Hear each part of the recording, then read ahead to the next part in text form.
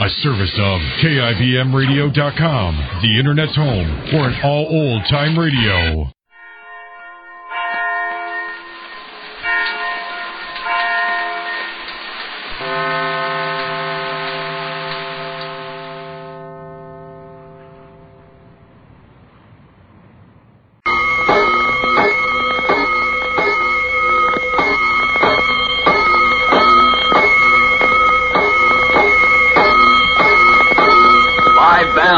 Stand by all stations. Attention, all districts. A 5-alarm fire. 5 bells. Move in immediately. That's it. Let's roll. Let's go. Firefighters.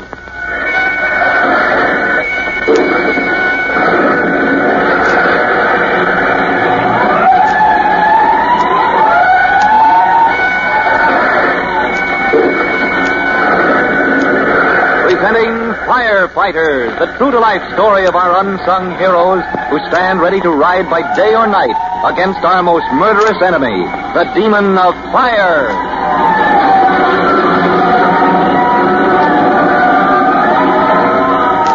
In just a minute, we'll take you to the scene at the waterfront where Tim Collins, rookie fireman, and the officer of Engine Company 209 are hastening along the dock. Their eyes are fixed on the point where smoke puffs out from the oil-soaked planking. But before they can reach that spot, here's a message you'll want to hear.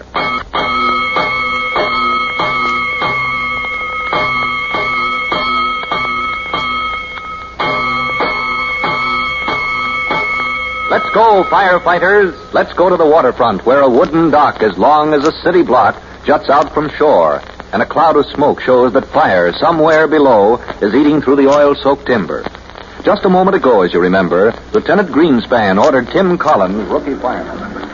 All right, Collins, you'll serve as pipe man. Break out that cellar pipe. Yes, sir. Coconut, you with a pry bar. Coming up. I want you to rip up those planks for the cellar pipe. Right away, sir. Ready with the cellar pipe, Lieutenant. You know how to handle it? Attach it to the hose line in place of a regular nozzle. Drop it down through a hole in the dock and let her go. That's right. Chances are we can't get at that fire head on. But the cellar pipe will shoot water anywhere under the dock, up or down, right or left. Now, they've got the hose lined out, sir. All right, then shoulder that pipe and let's go. Hey, Lieutenant, there's trouble here. There'll be trouble if I don't get that hole I ordered. I can't find a hot spot. What do you mean, hot spot? There's the smoke. Get busy with the bar. Get me down to that fire. Yes, sir, but where's the fire? Where do I pry up the plank? He's right, sir. Huh? Feel the planking. Yeah, the way that smoke pours out, we could be standing on a volcano, but these planks are cool. There's no heat underneath. So like I say, where's the fire? Oh, with this construction, it could be anywhere. And it could smolder for hours before the smoke showed. Yeah, well, let's see now. The way they build these docks, first they sink the big piles, then they lay a rough floor on top. And above that floor, they build this surface that we're standing on now. With space enough between sometimes for a man to stand upright. Or for smoke to travel the whole length of the dock before it breaks out. All right, let's get to work. Shall I hook up the cellar pipe, Lieutenant? No, stand by till we know what we're doing, Collins. You, Private, rip out one of those planks. Here, sir? No, where the smoke is coming out. I want to get a line on the air currents under this flooring. I get it. Watch yourself now. Look out for spikes. They cut out like bullets. All right, that's good enough. Oh, that's smoke, all right. It's thinning out, sir. Yeah, thinning out. That means it was building up for a long time before it showed.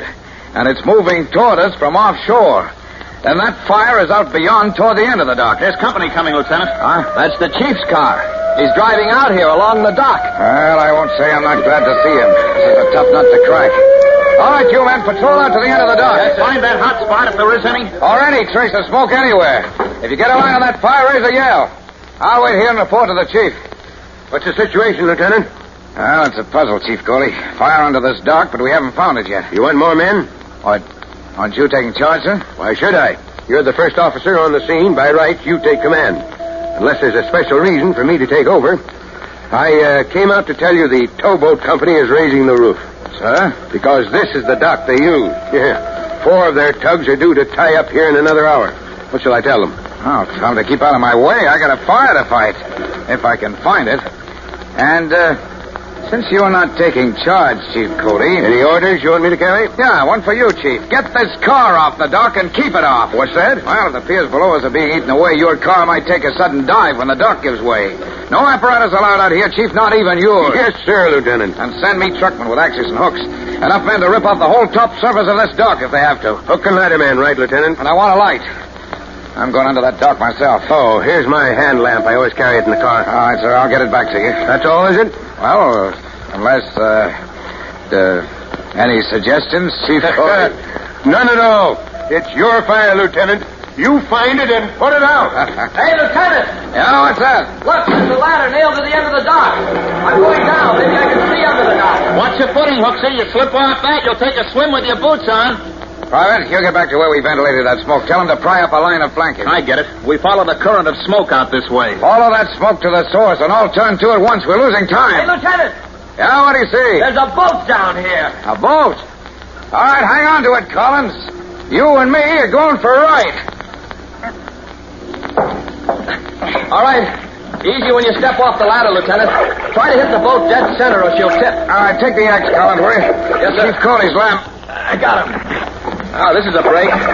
Boat tied to the ladder. She drifted under the dock, but... steady. Yeah. I'm no sailor, Collins. You know how to row one of these things? Well, if we're going under there, we won't be able to row. But I can push her like this. With the oar against the piers.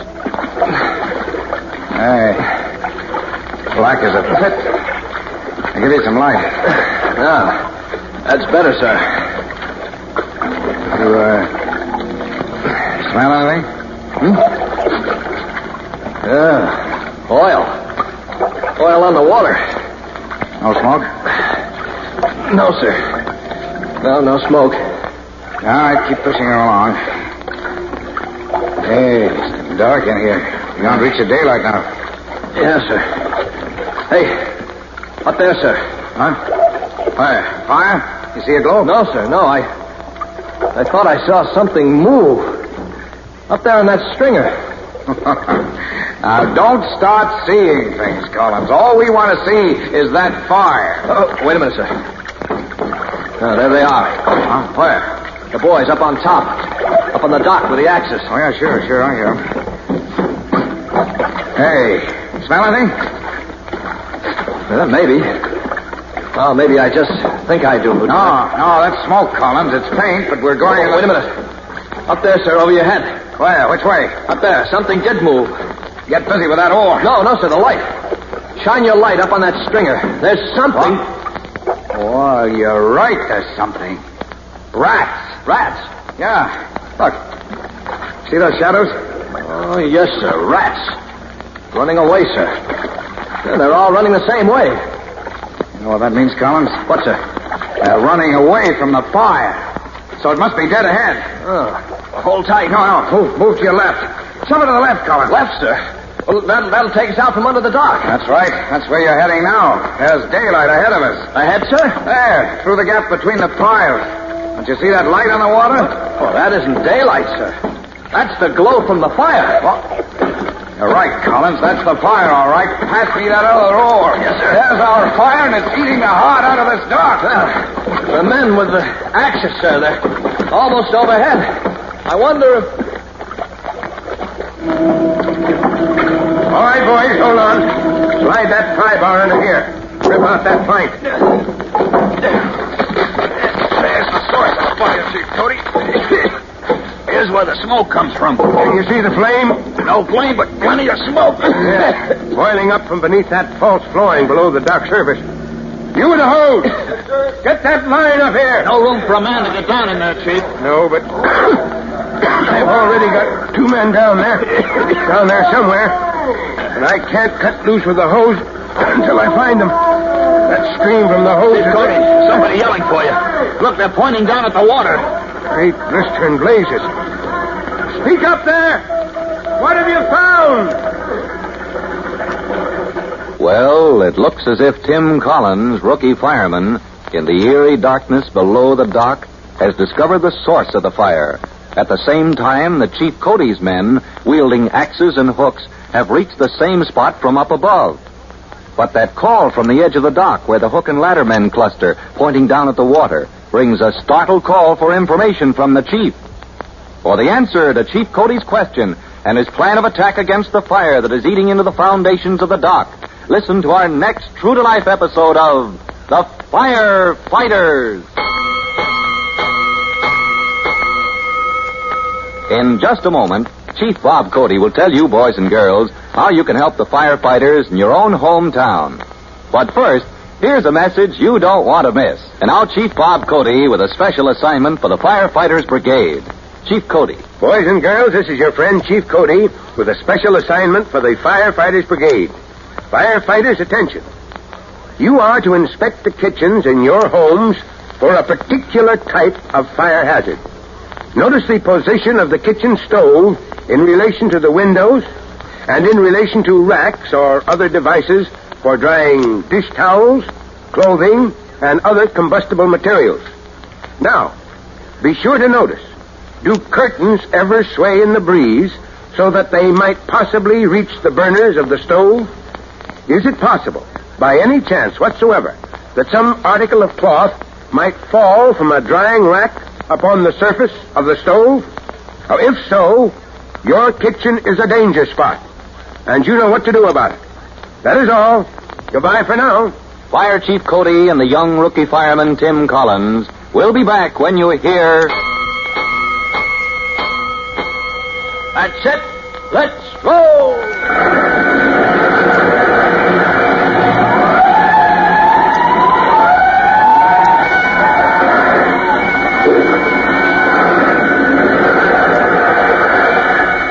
Let's go!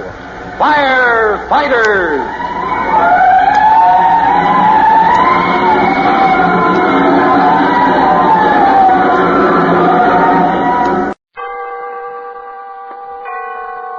Autolite and its 98,000 dealers bring you Kathy and Elliot Lewis in tonight's presentation of Suspense.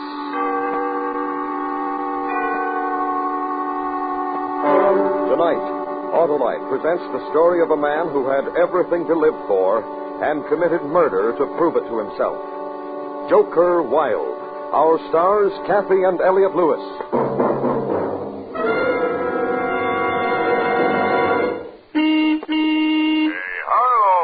Why, it's Oscar, the super smooth and scintillating sedan. Super smooth is right, Harlow. I'm equipped with an Autolite electrical system. Ah, there's none better, Oscar. And it's because your Autolite electrical system is designed to operate as a team with all units and component parts related by Autolite engineering design and manufacturing skill to give you the smoothest performance money can buy. I know how important the electrical system is, Harlow. Sure you do, Oscar. And you know, too, how important it is to have only Autolite original service parts used when replacements are needed, because only these parts are designed by Autolite engineers who design complete electrical systems used as original equipment on many leading makes of our finest cars, trucks, and tractors.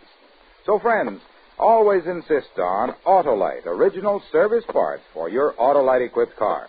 It pays in performance. And remember, from bumper to tail light, you're always right with Autolite. And now, Autolite presents Joker Wilde, starring Kathy and Elliot Lewis, and hoping once again to keep you in suspense.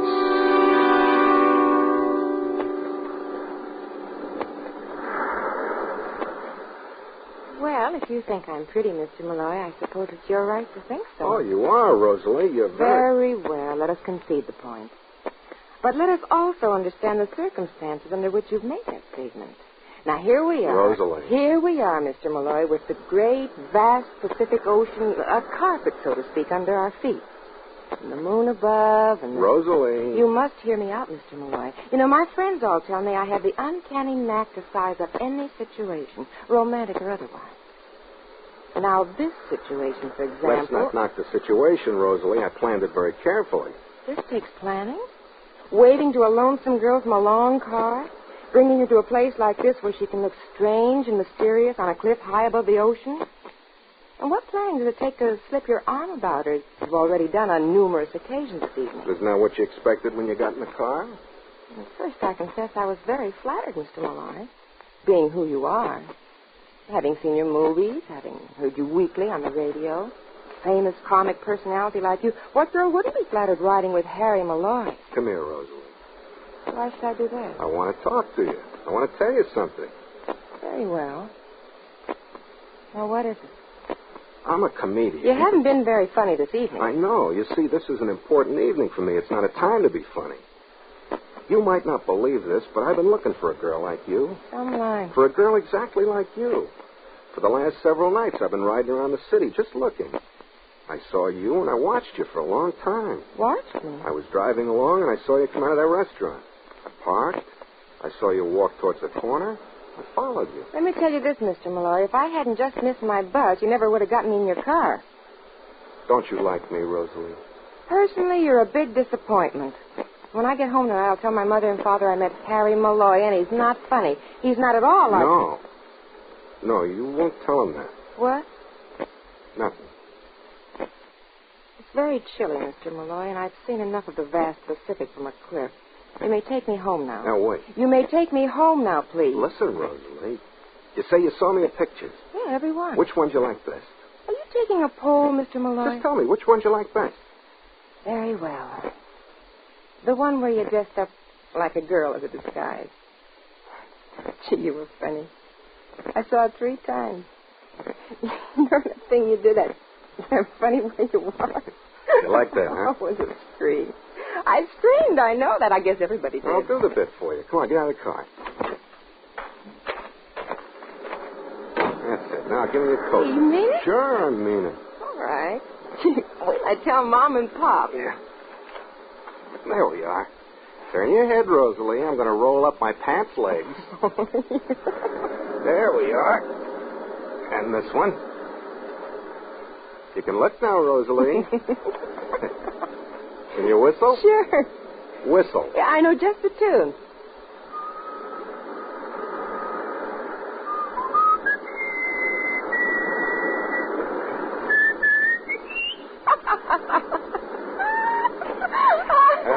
How funny, huh? I'm a funny man. Oh, scream. Yeah.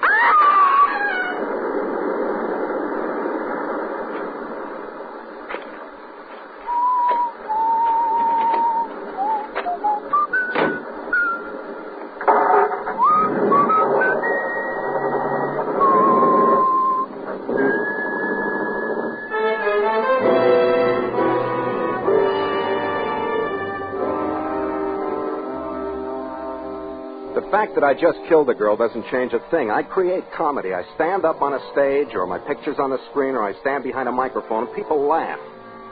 How'd that girl say it? An uncanny knack. That's it. And it's been going on for 22 years. Think about it. 22 years making funnies. It's quite a nice life. Big cars, 3 of them, big house, 2 of them, 1 in Palm Springs, 1 in Hollywood. Money, lots. It's a nice life, but there's one problem. No one takes me seriously. Harry Malloy, comic, buffoon, clown, nothing else. Even I began to believe it. Until the other day, I set up a problem for myself. Harry, I said, you make people laugh. How about making them cry? You create comedy, I said. Now let's see if you can create a tragedy. So I planned it, and I just did it. I pushed a girl named Rosalie off a cliff. She had a mom and pop. They'll cry. That's very tragic.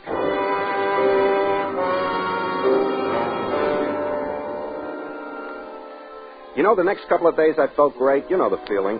You set your mind to do something, and you do it. And you tell people about it. But how are you going to tell anybody you just pushed the girl off a cliff? Then something else happened. It was the 3rd day after I did it. Not a word in the papers about Rosalie. Her body hadn't been found. So for a man like me, a performer for 22 years, you can understand the crack I was in. Not only couldn't I tell anyone what I did, no one even knew it was done. So that evening I didn't feel so good. I had to talk to someone. I always talk to Liz.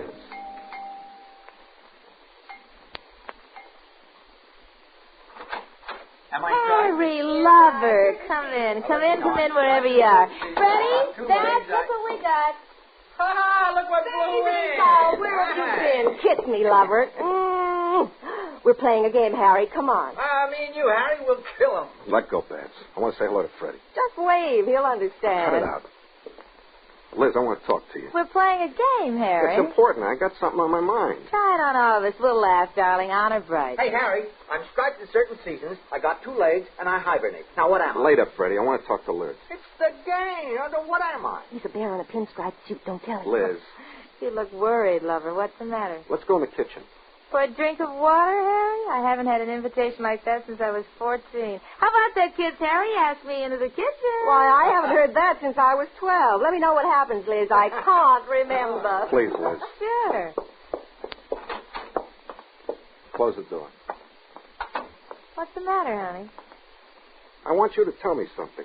All right, lover. You name it, you've got it. What kind of a man am I? That's the game Freddie and Vance are playing. I mean it. I want you to tell me. You're 4 square, kind, courteous, loyal, obedient, and trustworthy. You're a lot of laughs, and I love you. You really love me, Liz? No, not really. But I'm a lot of laughs. For 10 years since I've known you, up until just now, honey. Just now, you're dull. All of a sudden, I'm not a big yak, and all of a sudden, I'm dull. Is that the way it is? That's right. I'm going to tell you something, Liz. You don't know me. You don't know the kind of man I am. All right, I'll play. What kind of man are you? I got things going for me nobody knows about. All right already. And? Inside it eats, Liz. I got more to me than making people laugh. Pagliacci, huh? That's an old bitch. You stay here in the kitchen and sing. I'm going to go in and play No, with... listen to me. Lover. Please, Liz, listen to me. Make it brief, Harry. 3 days ago, I did something. Something nice? Now, listen. I've got to tell you about it. I got to tell somebody about it, or it's no good. You flipped? I'm not just a clown, Liz. That's what I'm trying to tell you. I did something important, something big. This is the last bite I'll give you, Harry. What did you do? I made somebody cry. Harry. What? These are the jokes, huh? These are the jokes? I did it! Guess what I am? I'm a fuzzy bear in a pinstripe suit. See, Harry? Freddie knows what he is, so I'm going to tell you what you are. A comedian. You're a funny fellow. When you're not funny, Harry, you're dead. Let's have laughs, huh?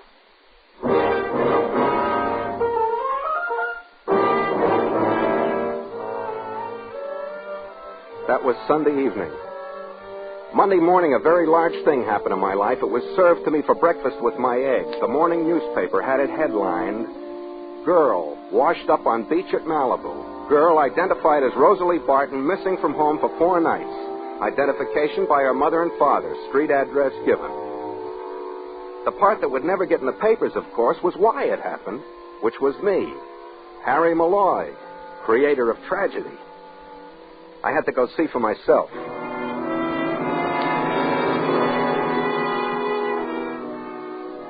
Rosalie Barton lived in a cheap little California bungalow. 1 floor, 1 palm tree, a geranium bed that needed watering. One thing was funny, though.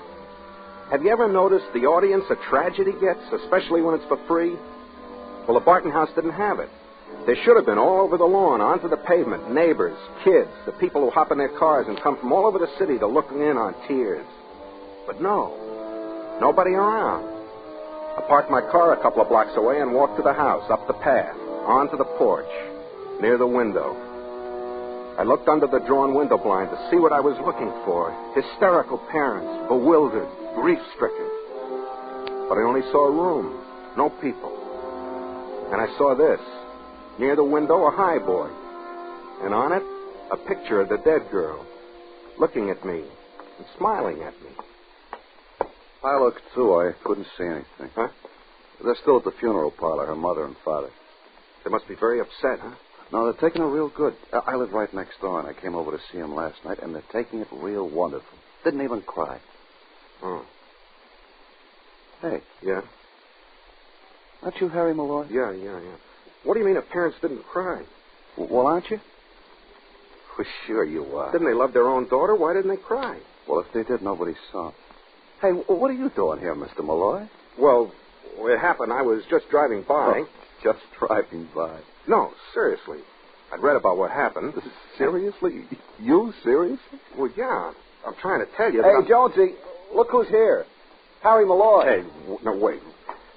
This is my neighbor, Jonesy. Harry Malloy. Hi, Harry. How are you? Hey, you going to be here a minute? I want to get my wife. Get your wife? What do you need your wife for? He kills me. Wait a second. Hey, Reba. Reba, come here a minute. Jonesy never does a thing without Reba. You'll like Reba. She's a great giggler. Yeah, well, I got to go. Oh, come on. Stick around, Mr. Malloy. The whole neighborhood feels bad about what happened to Roseby. Oh, stick around. You want funnies now? A young girl, someone you knew, murdered, and all you do is laugh. The funny face you make. Hey, here's Reba. Hi, Harry. What are you laughing about? I haven't said anything. Some giggler, huh, Harry? All right, calm down now. I want to tell you something. Reba? Reba. Seriously. I want to tell you why I'm here. I read in the newspaper about a girl's being killed. And I was driving by. He was driving by. Get this. Go on, Harry. I was driving by. Just like a similar situation happened to me once before. No, seriously. Ran out of gas, huh? Had a flat tire, Harry? What? Go on. Tell us what you're doing here. You get this, Jones. Go on, Harry. Well, I stopped by because I saw a fellow looked hungry. So I pulled over and I said to him, hey, you look hungry. He said, no, I'm not hungry, but I would like 10 cents for a cup of coffee. So I offered him a dime. Yeah, honest, I did. But he just shook his head. He wouldn't take it. I said, what's the matter, mister? You asked me for a dime for a cup of coffee, didn't you? He said, if you don't mind, Mr. Malloy, I'd like 10 pennies. I said, why? He said, I like drip coffee. So I gave him 6 pennies. Let him drink it without cream. You're the funniest man in the world, Mr. Malloy. You kill me. You kill me.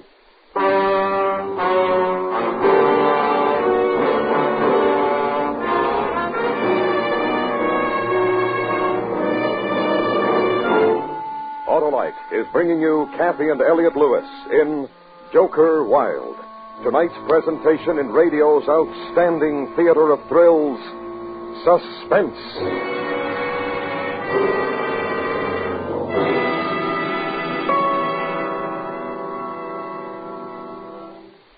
Hey, Oscar, sound your horn. Play your radio. Start your engine. Hey, what's all that for, Harlow? Why, all those operations depend on the sure, smooth performance of your Autolite electrical system, Oscar. And so do the lights, heater, electric windshield wiper, and lighter. They all depend on my Autolite electrical system, Harlow? They sure do, Oscar. And what's more, your Autolite electrical system works every second your engine runs. That's why Autolite electrical systems, designed to give the smoothest performance money can buy, are used as original equipment on many leading makes of our finest cars, trucks, and tractors. They're the best, Harlow. Right you are, Oscar. And friends, treat the electrical system of your car to a periodic checkup at your car dealers or authorized Autolite service station. To quickly locate your nearest authorized Autolite service station, look in the classified section of your phone book or call Western Union by number and ask for Operator 25. And remember, from bumper to tail light, you're always right with Autolite. And now, Autolite brings back to our Hollywood soundstage Kathy and Elliot Lewis in Elliot Lewis's production of Joker Wild, a tale well calculated to keep you in suspense.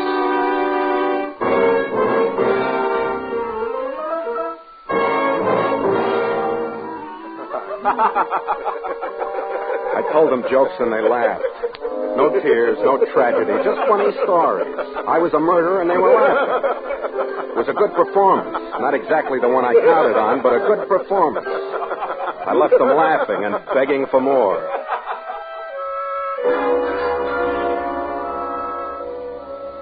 But still there was the need. The need to tell somebody, make somebody believe me. I'd done the biggest thing in my life. And a good performer deserves appreciation, an audience. The size of the house didn't matter. Go back to Liz. Try again.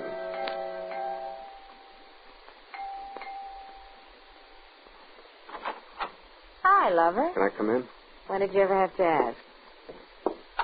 Had lunch? No. Come on, I'll pour you some. All right. Harry? What? What was wrong with you last night? I tried to tell you. You wouldn't listen. Ah, lover. Was I mean? Yes. Yes, you were. That's my Harry. Drink your drink. Yeah. Here's to us, Harry. Nothing at all. Huh? What is it, Harry? You have this morning's paper, Liz? This morning's paper. Here. Read this. About the drowned girl? I read it this morning over coffee. What about it? What kind of a man do you think could have done this? Done what? Murdered her. Pushed her into the ocean.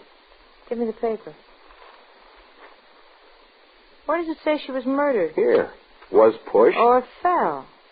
What a new kick, Harry. What's the matter with you? Liz, do me a favor, will you? Sure. Do it my way, will you? Let's just play she was pushed into the ocean. What kind of a man do you think could have done anything like that? A nut.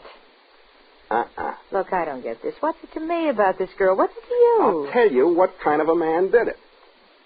A man of cold intelligence. A crazy man. A creative man. One who wanted to express himself in a profound... Profound. Oh, brother, a nut. You listen to me. I'll tell you what kind of man murdered that girl. I know. Now, you just listen. It was getting funny, lover.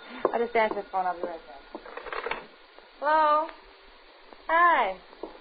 That's nothing. Nothing at all. Harry's here. Oh, no? How was it? I thought so. I have to see it myself. What? What? I can't hear you, darling. Hold on a minute. Harry, do your London bridges later, huh? Yeah. Where were we? Oh, yeah. Yeah?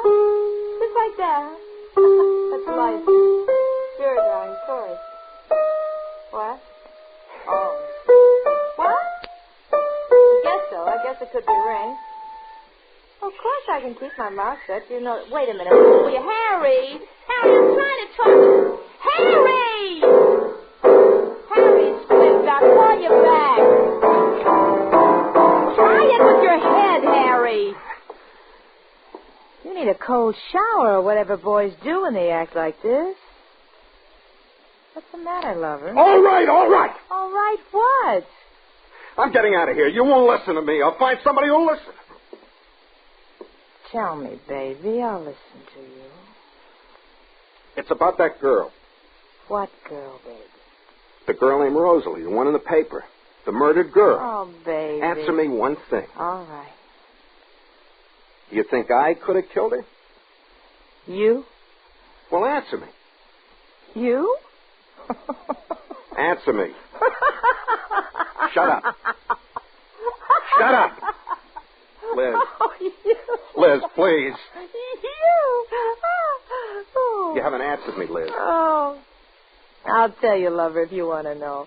You're the 7 wonders of the world. Life hits you in the face, you run to the joke file. A gag for each and every situation. That's all I am, huh? I'm not finished. Go on. Face it, lover, nobody takes you seriously. That's why everybody likes you, because you're no problem. What this business with banging the piano is, that's a joke file I haven't been in with you before. Just one thing. Uh-huh. Just don't get wearisome around me, Harry. You won't be welcome around here. And that's it? Yep. All right. Wait here, Ma.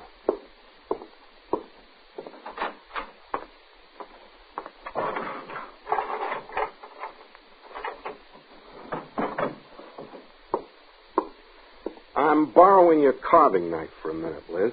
What for? You see, Liz, there's no use trying to tell you something. I got to prove it to you. This is going to be great. It could be at that. What's it going to be, Harry? I'm going to kill you. That's my Harry. Yeah. What's my bit, lover? Yell, scream, run around? Let's just work it out together. Ready? Come on, kill her. Yeah. Well? I'm going to kill you. You said that, Harry. What's the matter? You running out of material? I'm not kidding. I'm supposed to act scared. All right, Harry. Ah! You just wait. I don't know what you're doing, Harry. You better have a finish. Start running. All right. Swell. Now I need a new lamp. No, you won't be. That's the finish? You fall flat in your face? Oh, Harry, how corny can you get? You stopped doing that bit when you left vaudeville. My nose. It's bleeding, lover. Move your head a little this way so you don't get it all over the rug, huh? Ooh. Come on, sit up. Sit up. That's it. Give me a knife. Hold your head back. Don't be a baby. Hold your head back.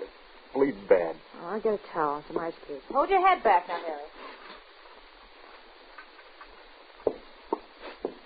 Here. How do you feel? Hurts. That's just ice in the back of your neck. Stop in a minute. Feels good. Sure it does. Liz. Mm-hmm. That girl, Rosalie. Oh, look, Harry, I don't know what this new character is, but why don't you go home until you get funny again? I killed her. Sure.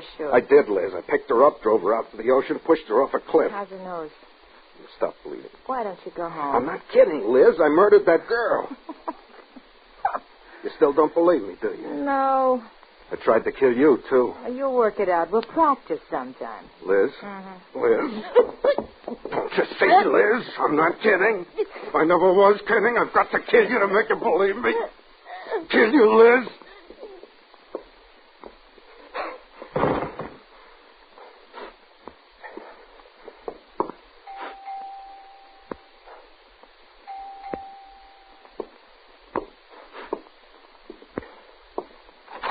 Was a minor, 49er, and her name was Clementine.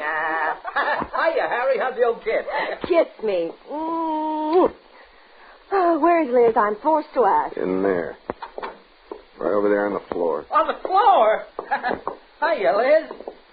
Hey, what's this, a new game, Harry? She's dead. Oh, we're supposed to ask questions. You answer yes or no. We're supposed to tell you who did it, huh? Such an old game. What's it? I did it. I strangled her. Hey, kid, you're taking all the fun out of it. Freddie. Huh? Look. With what? Her throat. I strangled her. Oh. I don't believe it, Harry. Well, not you. Liz wouldn't believe I could do a thing like this either. Look what happened to her. I can't believe it. I can't believe it. You will. Stick around for police, Freddie.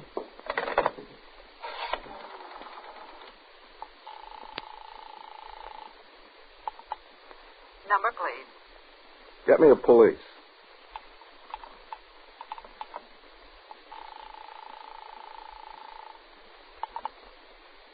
Precinct Sergeant Thor speaking. This is Harry Malloy, Sergeant. I just... Harry Malloy, the comic? That's right. I'm at 5... Harry. Hi, Harry. What's on your mind? I just murdered a woman. What? I just strangled a woman. Several days ago, I threw a girl off the cliff. And tonight's your night for strangling her. Have a nice party, Harry. Now, listen, I'm not kidding. I killed a girl. I killed 2 girls. Sure. I'm a murderer. Don't you believe me? I'm a murderer.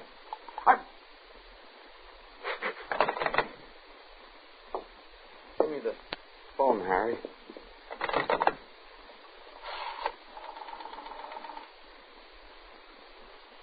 Give me the police, operator. Police? I want to report a murder. 595 East Channel Drive. My name? Fred Goodwin. Well, thank you very much. I'll be right over, Harry. Harry, why? I'm quite a guy, huh? Answer me. You're quite a guy. Harry. Listen to her, Freddie. She's crying. See what I can do?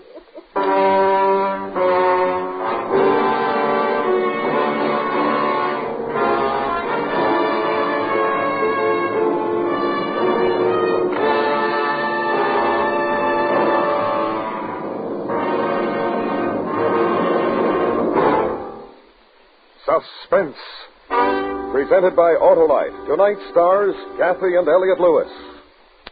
This is Harlow Wilcox speaking for Autolite, the world's largest independent manufacturer of automotive electrical equipment. Autolite is proud to serve the greatest names in the industry.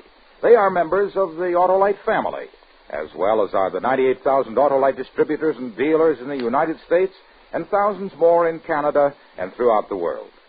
Our family also includes the nearly 30,000 men and women in 28 great Autolite plants from coast to coast and Autolite plants in many foreign countries, as well as the 18,000 people who have invested a portion of their savings in Autolite. Every Autolite product is backed by constant research and precision built to the highest standards of quality and performance. So remember, from bumper to tail light, you're always right with Autolite.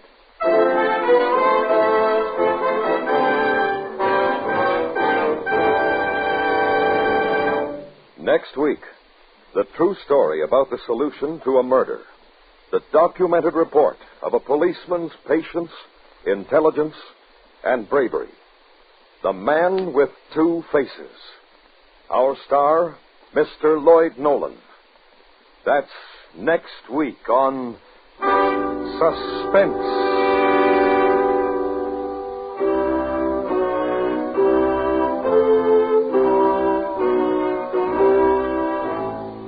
Suspense is produced and directed by Elliot Lewis, with music composed by Lucian Morowick and conducted by Lud Gluskin. Joker Wild was written for Suspense by Morton Fine and David Friedkin. In tonight's story, Charlotte Lawrence was heard as Babs and Joseph Kearns as Freddie. Featured in the cast were Lillian Baeff, Gene Wood, Hy Averback, Larry Thor, and Byron Kane.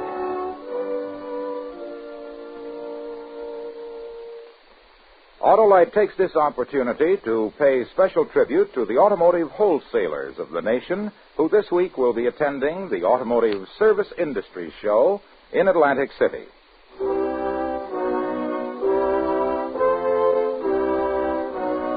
This is the CBS Radio Network.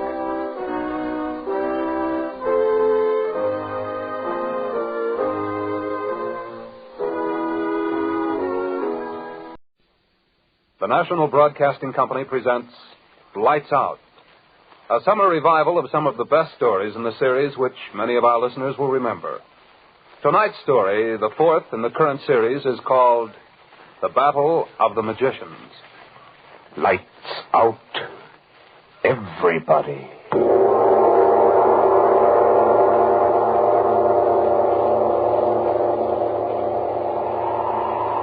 This is the witching hour.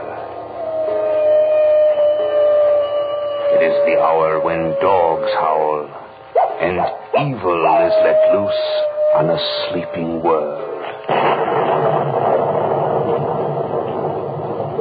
Sit in the dark now and listen to Lights Out.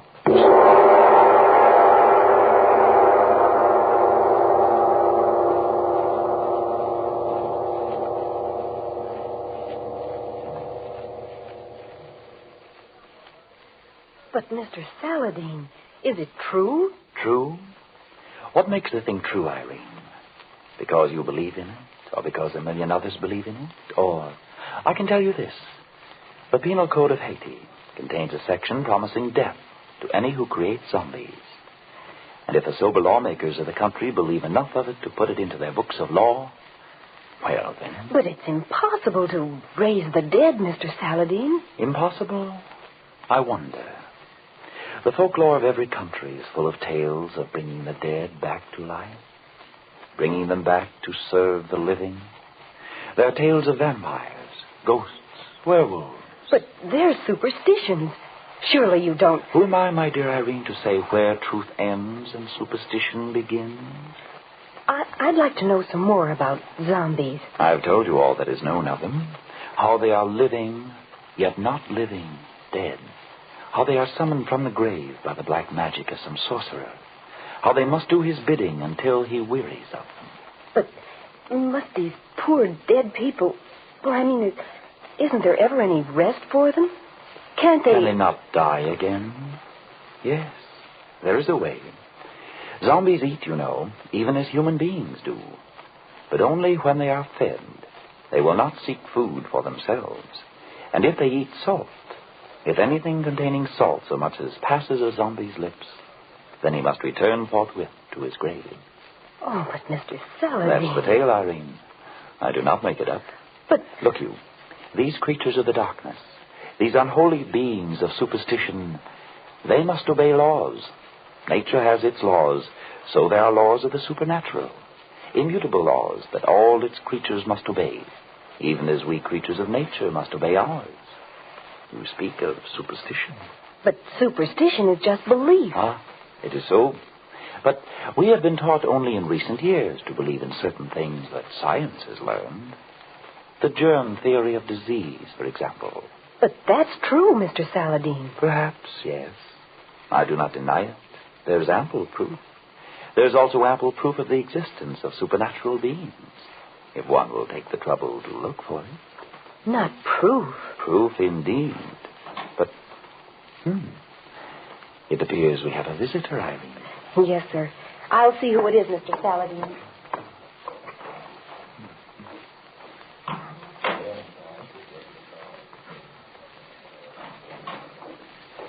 Mr. Joseph Warner, president of Acme Airlines, Mr. Saladin. So?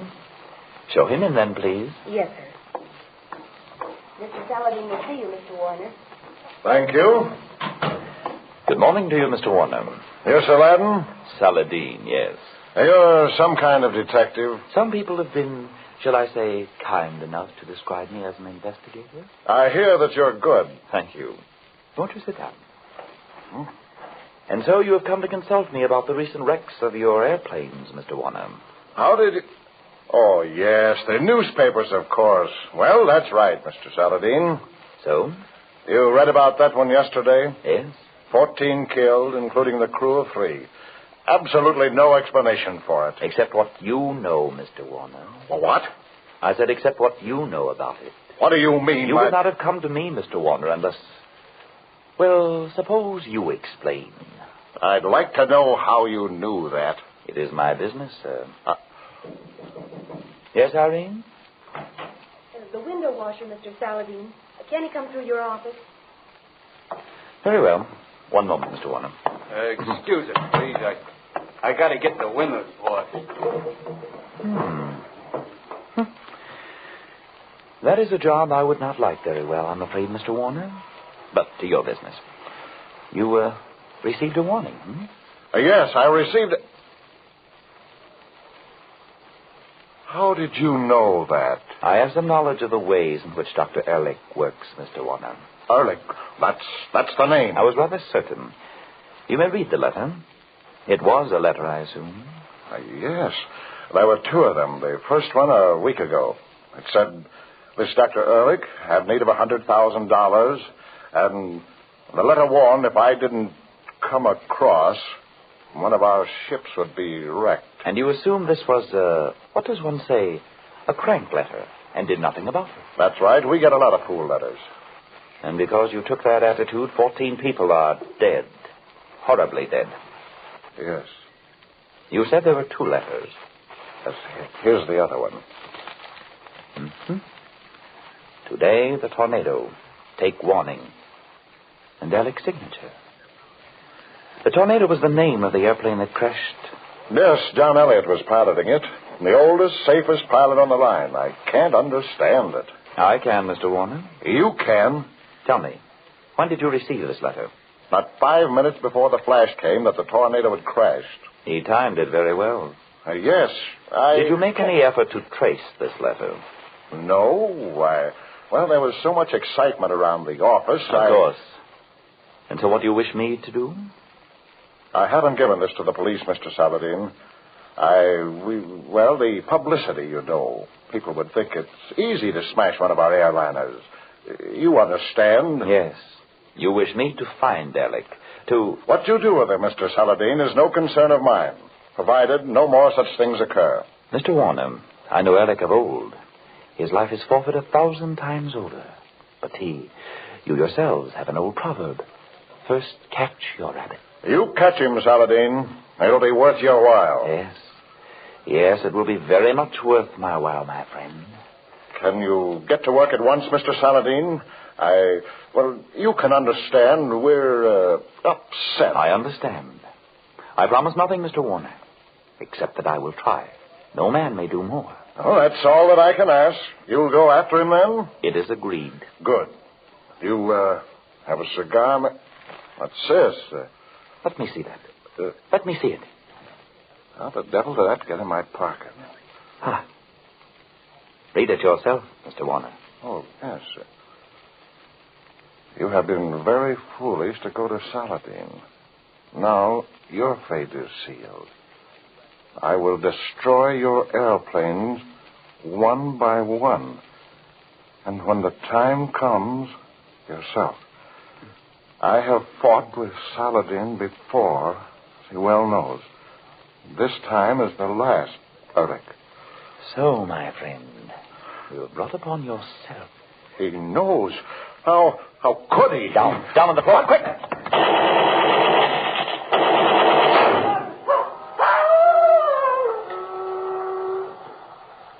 Score 1 for Saladin, I think. But what Our delightful friend, the window washer. I just caught sight of... Let us see what has happened. Good Lord, Saladin, do you think that... A crowd gathers in the street below. Morbid gazers on sudden death.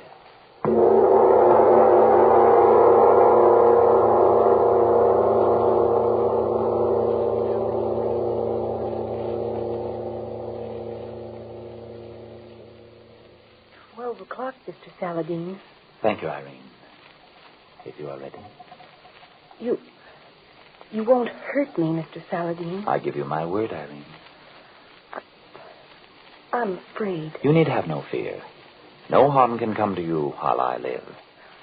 I do want to help you, Mr. Saladin. Only Listen to me one moment, Irene.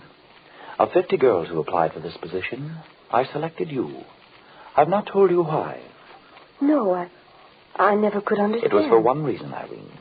You have the little, oh so very little, psychic spark that is lacking in all the other ones who came. You do not know it yourself, but Saladin knows. I must use you, but I shall not unless you consent wholeheartedly. I'll do it, Mr. Saladin. I trust you. You will not lose by it, my child. Look, then, we have a little time. Sit here. Sit comfortably. So. Now we begin. Look into the crystal. Look deep into it, my child. Say over and over to yourself. Early. Early. Early. Early. Early. Early.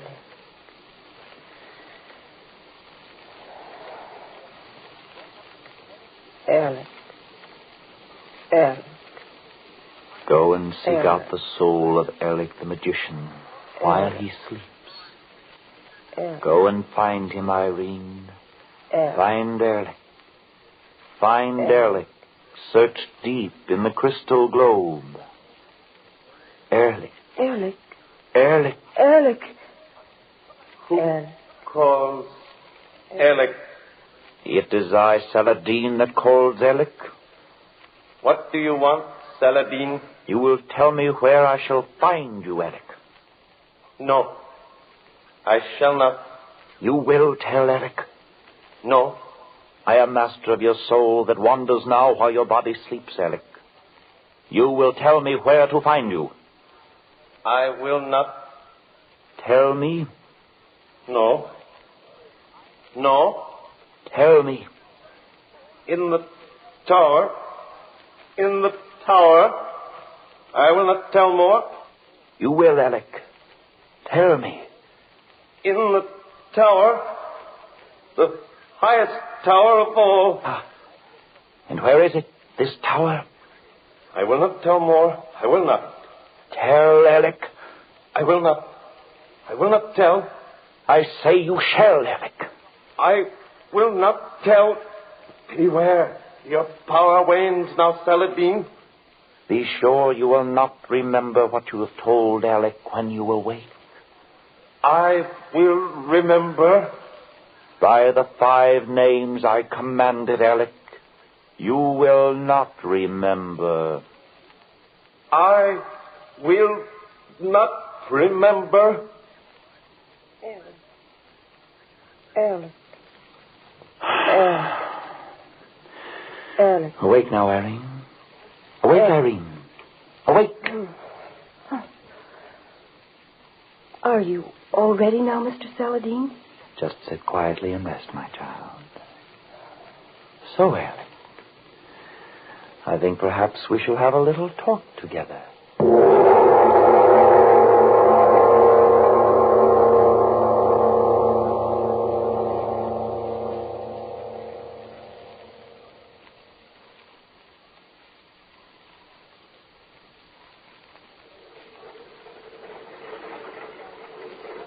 Hello, LeBlanc in trip 5. Radio check, please. KCT to LeBlanc and trip 5 on the line. Okay. LeBlanc to KCT. How are you, Shorty? KCT to LeBlanc. Okay, Frenchie. Who's your pilot today? LeBlanc to KCT. I do not know yet. Charlie Butler is sick all of a sudden. That is what I wait for. KCT to LeBlanc. Better see your records are straight before you take off, Frenchie. LeBlanc to KCT. That is not my business, Shorty, my friend. I am just co-pilot.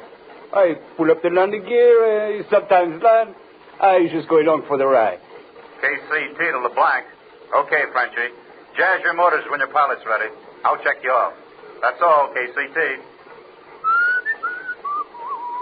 Are you the co-pilot on this trip?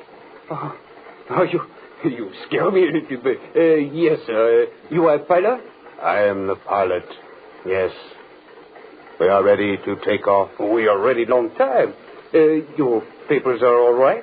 The manifest is all right. Yes. I am Francis Leblanc. Yes. Well,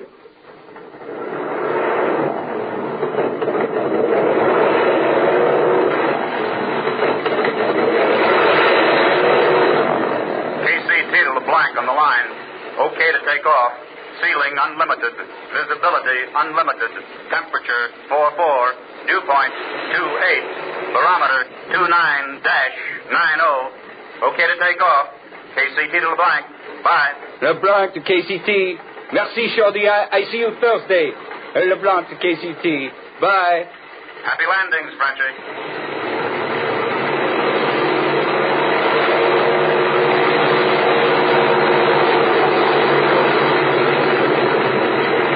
Pardonnez-moi, monsieur. You want to take off, eh? I will take off. Yes. Oui, voilà.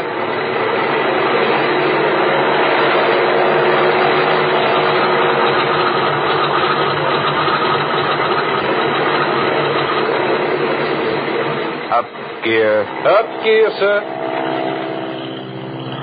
You have checked everything, LeBlanc. Oui, I have checked everything. We are all right. Just long buggy ride. 10 passengers, mail, express. Right. How you like this plane, huh? All right. Excuse me, I do not think I catch your name, please. My name is Ott. Edward Ott. I am pleased to meet you, Monsieur Ott. You know what? I think I remember that name. There was a pilot named Ott that died 2 weeks ago on east end of the line. Is that so? Oui, it is so. He is a relative of you, Monsieur Ott? No, he is not relative. So? You like me to fly her a little while? No. I am pilot of this ship. I will do the flying. Ça va, monsieur.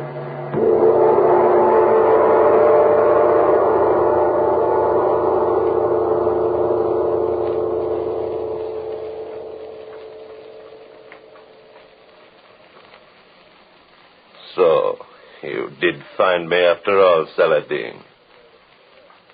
The very clever Saladin. Well, I think this time the very clever Saladin has had his last adventure, no? I do not believe you will win, Alec. No. I do, my dear enemy. I have not time now to find out you learned where my laboratory is.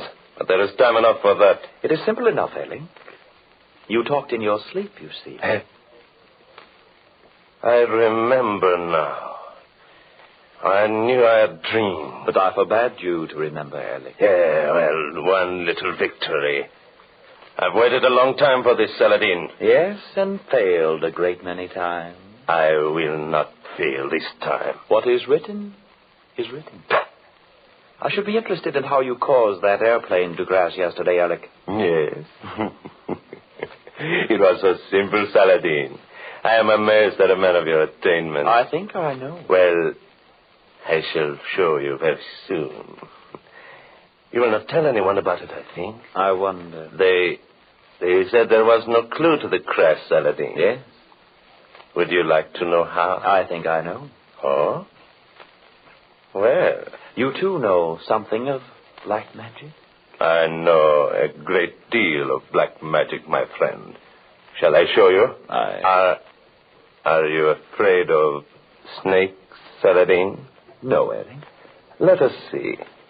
This bit of paper. Twist it.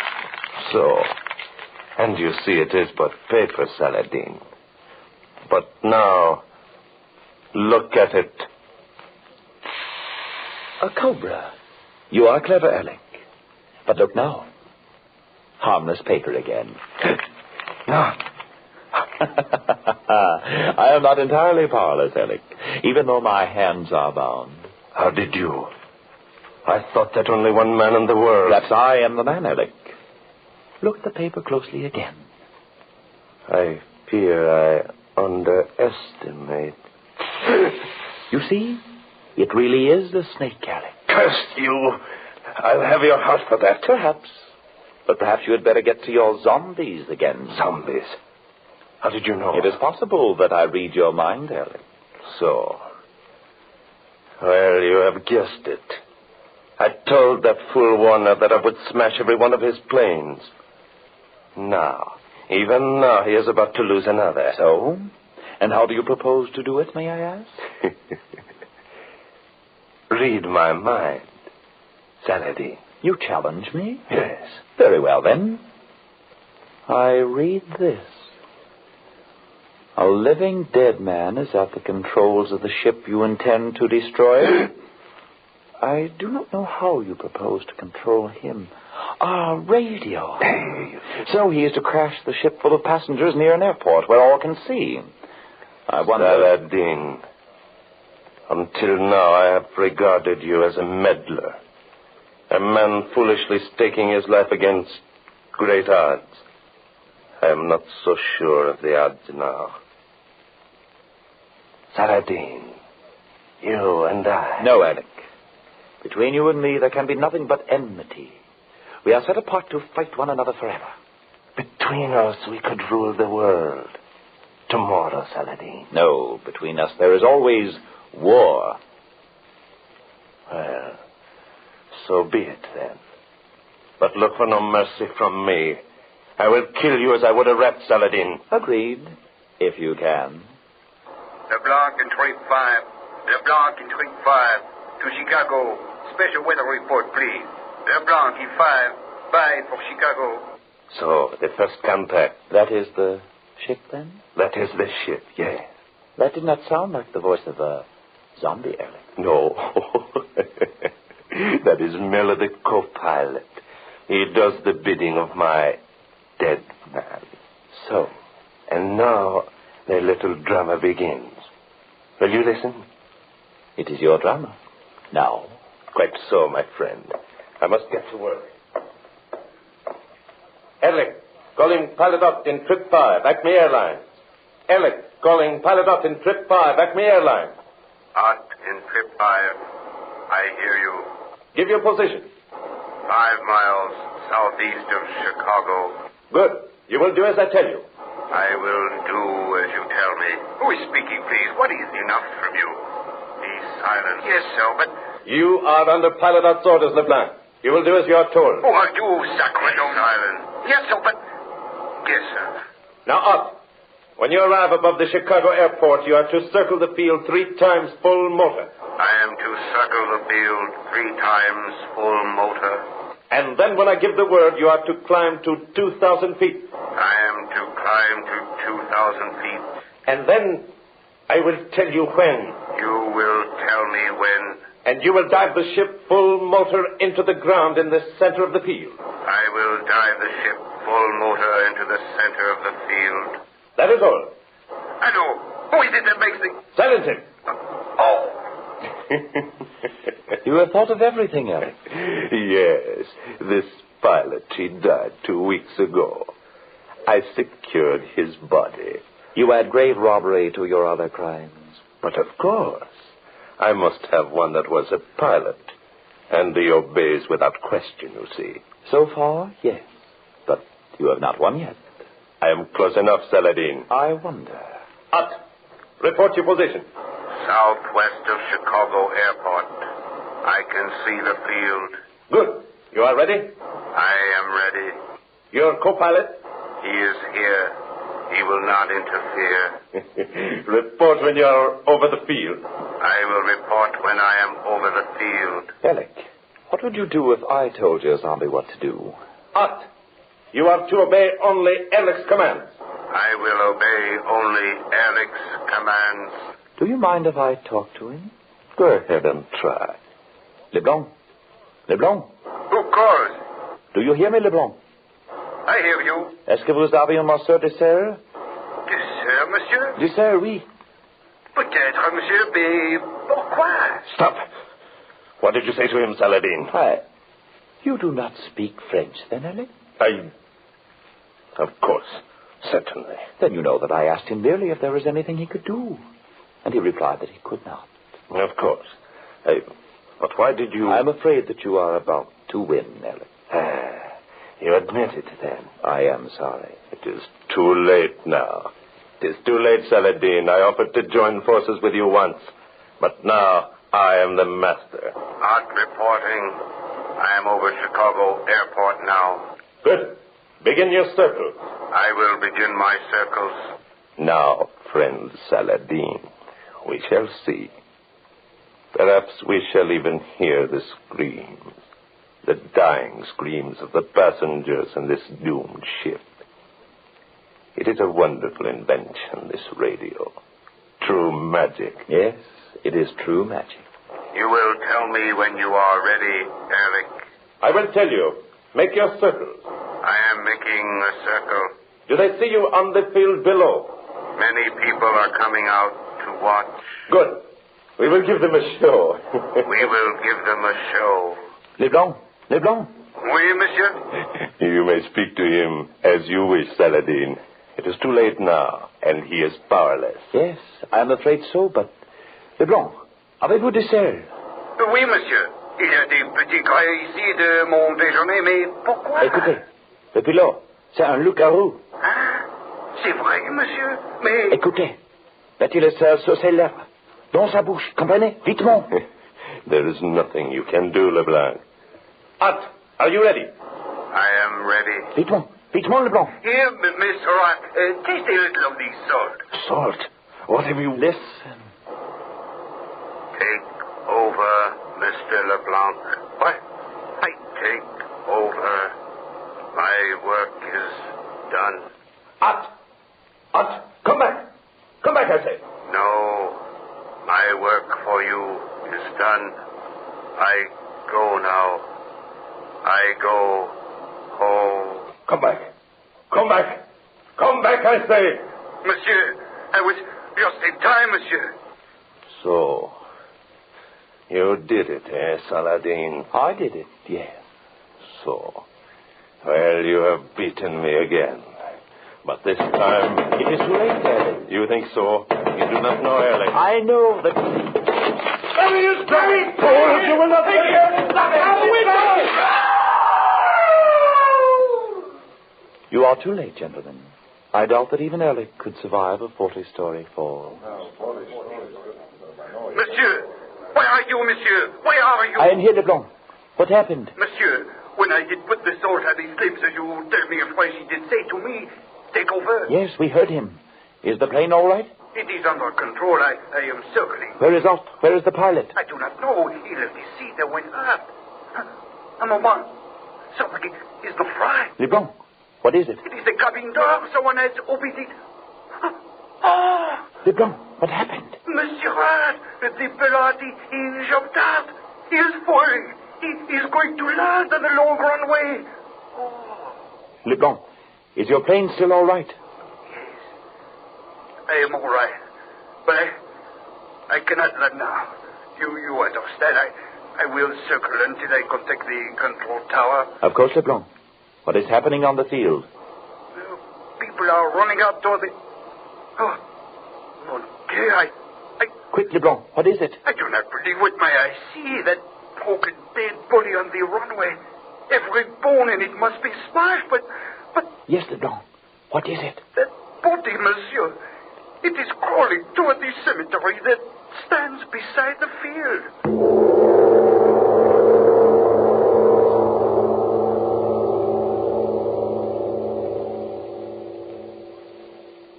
All right. You can turn them on now. You have just heard Lights Out.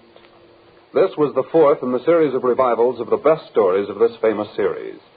In tonight's cast, you heard Everett Clark as Saladin, Tony Parrish as Ehrlich, Meg Hahn as Irene, Duke Watson as Mr. Werner, Boris Aplon as Ott, Nathan Davis as LeBlanc, and Ernest Andrews as the radio operator. India is the setting of our story next Saturday night. You'll hear how a British Sahib, wise in the ways of the Orient, wreaks a terrible revenge on a Chicago gangster who has wronged him. Of course, if you don't want to be scared stiff, you can always listen to something else. But if you're around about this time next Saturday night, tune in. Lights Out is produced and directed by Albert Cruz. This is NBC, the National Broadcasting Company.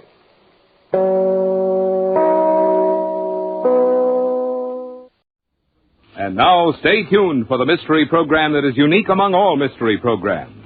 Because even when you know who is guilty, you always receive a startling surprise at the final curtain. In the Signal Oil program, The Whistler.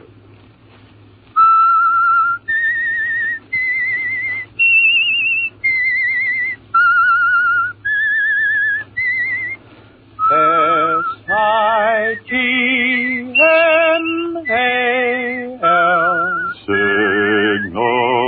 Signal gasoline. Signal, the famous Go Farther gasoline, invites you to sit back and enjoy another strange story by The Whistler.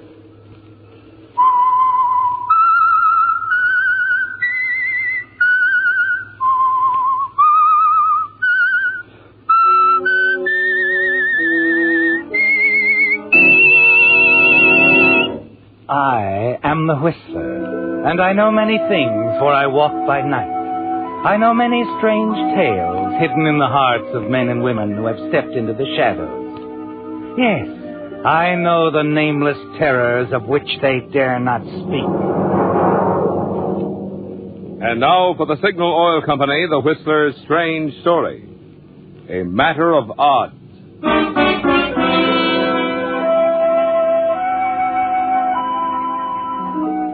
It was a matter of odds from the beginning, because that was the way Danny Atkins lived, by the odds, a betting chance. But he played safe, carefully figured the odds in Danny's own favor. It was that way right now, in a dimly lit back street in Panama City. Danny was carefully following a sailor named Keller, with whom Danny had had several drinks, before Keller left the Seven Sinners bar with a little too much alcohol aboard. Then 2 blocks in an alley later it happens. Up ahead, a dark figure leaping forth. An exchange of blows. And then Danny running forward. I'll get him, Keller. Get a boy, Danny. Okay, mister. I had enough. Let me go. Try to jump my pal, will you? Let me go. All right, keep your go. Get him, Danny. Oh, skip it. But I thought that You thought nothing. Here. Your wallet. Are you too tight to see? Oh, now look, Danny. Sure. Look, Keller, I suppose you didn't talk too much back there in the Seven Sinners, huh? Well, I suppose you didn't go big shot, flashing that wad. Look, Danny, we just met. I'm not sure we just met, and I just saved you 3 months' pay, silly. All right. So come on, I'll buy you a drink. You're my pal. Yeah, sure. Okay, Keller, I'm your pal. You can just do that. You can buy me a drink. Anywhere you say, pal. Any place in old Panama City.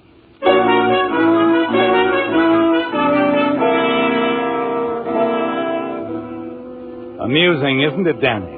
The way you picked up with Sailor Keller and the Seven Sinners, became friendly with him. He showed you a picture he had taken in Tokyo, and you even showed him an old snapshot of yourself when you were a high school baseball star. And all the while you were figuring the odds, weighing how much bigger Keller was, how drunk, how much of a protest he'd put up verbally and physically. Someone else jumped in, and now you emerge as a hero instead of a villain. But as you enter another bar, the Blue Moon, you tell yourself that it isn't over. Not yet. The Blue Moon here is as good a place as any. Hey, even know somebody in here. Hi, Francie. Hey, take it easy, Keller. They'll toss us out of here. Hi, who's your friend, Sailor? Danny Boy? He's just Danny Boy, sweetheart. Don't you go getting too well acquainted. Don't worry. Well, ditto. Hey, I'm not so sure I want to sit at the same table with him. Oh, come on. He's my pal. Just save my neck. Okay. Here we are. Sure, my pal. Quite an athlete, too. Show Francie that baseball picture of you, Danny Boy. She isn't interested. Go on. Hey, waiter, a round of drinks for my friends here, huh? Joey!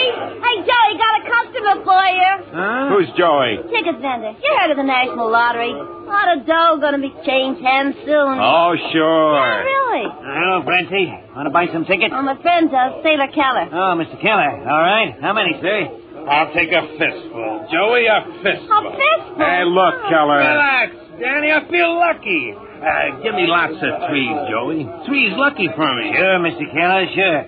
How about 3303? Okay. Buy some for the lady, too? Yeah. Oh, gee, And for thanks. my pal, Danny Boy. Oh, no, never mind me. I'm no gambler. I thought you were always figuring the odds, Danny. Didn't we talk about that? Yeah, I said I figured the odds on people, Keller. People, situations. I don't make wild bets. You would. Okay. It's going to be your loss. Skip him, Joey. But me, give me a fistful of those threes. And waiter, another round for us here for Francie, Joey, and me, and my pal, my old pal, Danny Boy. Oh, you're a sport, Oh, sweetie. look, Keller, you're a sucker. The odds are against you, 50,000 to 1. Pay no attention to him, Against hon. me? Okay, Danny Boy, so what? So what? So I'll see you in the morning. Over at your hotel. Anything you say, pal. My room's 214. Right now I'm going to stay anchored for a while. Me and little Francie. That's right, hon. Oh, I was wrong, Keller. 100,000 to 1 odds. And all against you, all the way. Just bitter. Little old Danny Boy is just bitter. Night, pal.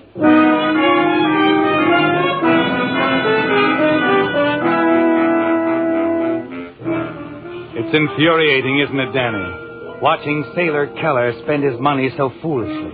Money you'd hoped for. Money that might have taken you back home to the States. But there's very little you can do about it, is there?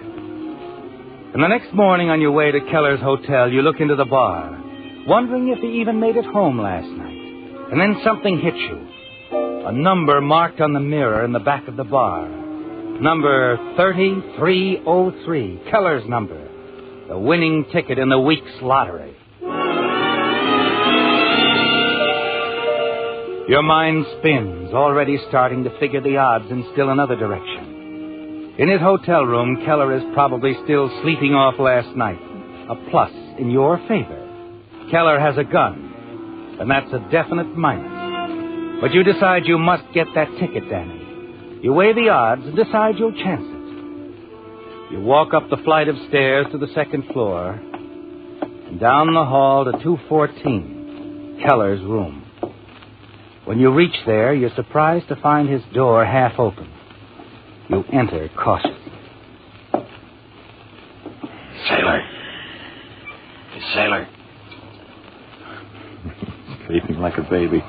It's great. Here are the tickets. Now, let's see. Wait a minute. 3303 is missing. Winning ticket's gone. Francie, she beat me here. That's why that door was open.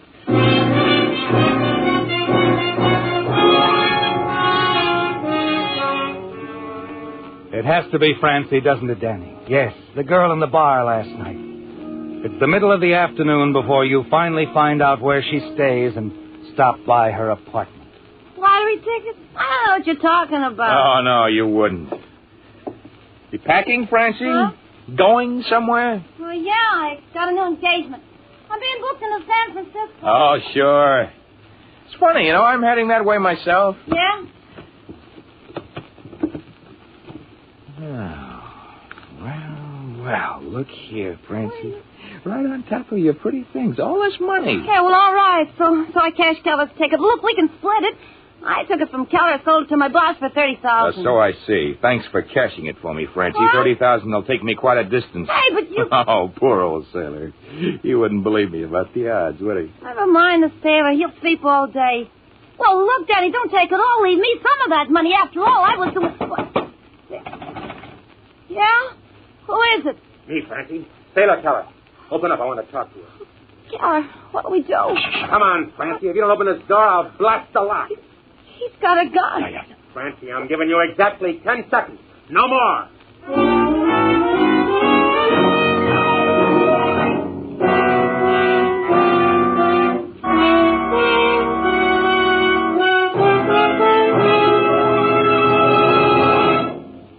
When Milady gets spring fever, out she goes and buys a new hat to perk up her spirits. Wouldn't you like to be able to perk up your car's spirits that easily in spring? Well, you can, friend, you can. Simply by treating your car to a tank full of the famous Go Farther gasoline. Signal, that is. Aha! You say you thought mileage is the thing Signal gasoline is famous for. You're so right. But that's only half the story. The other half is what makes Signal deliver such good mileage. Namely, Signal helps your engine run so efficiently you save gasoline. Well, when your engine runs that efficiently, naturally you also notice quick starting, peppy pickup, smooth, obedient power, the very things that make driving more fun. That's why Signal says performance and mileage are like birds of a feather. They go together. No need to choose between driving pleasure and economy. Get both by powering your car with the famous Go Farther gasoline. Fill up next time at a Signal service station. Signal, Signal, Signal gasoline. Your car will go far with Go Farther gasoline.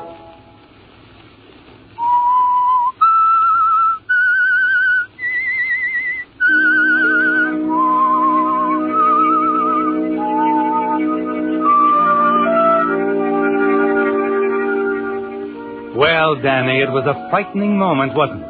Trapped in that Panama City hotel room with a furious armed man on the opposite side of the door. The odds were poor then, weren't they? But the window and the fire escape gave you a way out. Once you've given Keller the slip, you hurry to the airport, make airplane reservations for Mexico City under your own name of Dan Atkins to throw Sailor Keller off your trail. At midnight, you take passage on a slow freighter for San Francisco, where you arrive 3 days later. Once there, you relax. Begin to enjoy yourself with Keller's money. You replenish your wardrobe, buy a new sports model car, and start driving north. The odds you always figure seem definitely in your favor, don't they? With little chance of Keller finding you in your old hometown of Trent City. When you arrive there, you pull in at a gas station. Yes, sir. Fill her up.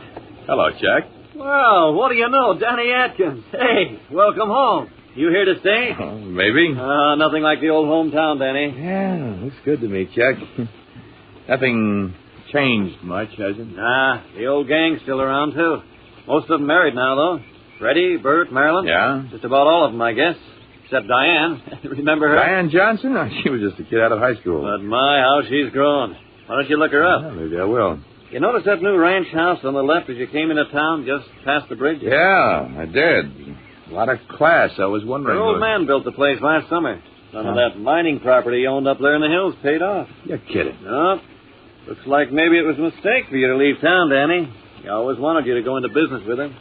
Yeah, I know. Still playing the odds, Danny? Yeah, that's right. Yeah. What are the odds in you staying on here? Oh, right now, Chuck, they look pretty good.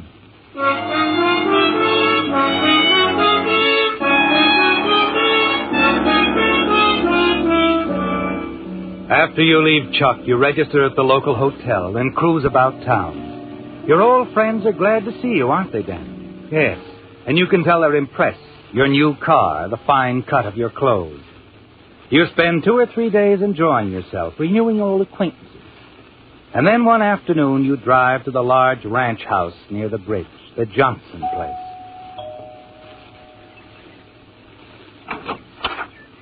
Danny Atkins. How are you, son? Hello, Mr. Johnson. Well, I'm glad to see you. I heard you were in town. Come on in. Thank you. You're looking fine, Danny. Fine. Thank you, sir. From what I've heard from the folks around town, you seem to have done pretty well for yourself. Oh, I've heard the same about you, Mr. Johnson. Oh, I've been lucky, I guess. I've been lucky, too. Oh, I know better than that, Danny. It's more than luck with you. Good common horse sense, that's what it is. You figure things out. Your dad was like that. Oh, Diane. Yes, sir. Come here, honey. I haven't told her you were in town. Wanted to be a surprise. Wait till you see the look on her face. What is it, Daddy? What's happening? Danny. You stare at her, don't you, Danny? Unable to believe what you see. She has changed, hasn't she? Yes, you'd hardly recognize her from the gangling schoolgirl in the blue jeans and plaid shirt you knew years ago. She's really beautiful, isn't she? After you recover from the surprise, the three of you settle down in the den for a pleasant chat. You stay on for dinner. Through it all, you find you can't keep your eyes off of Diane, can you, Danny? And later, the two of you go for a walk along the quiet, tree-lined street. It's wonderful having you back here, Danny. Oh, it's good to be back. You know, I've missed all this, the old town, old friends. We haven't had much time to talk about them, have we? With Dad monopolizing the conversation. I hope he didn't bore you at dinner. Oh, of course not. I suppose you know what's on his mind. Do I? He still wants you to join the firm. Danny, when he does ask you, think it over carefully before giving your answer. It would mean a lot to him. And to you? Oh, yes. To me, too, Danny.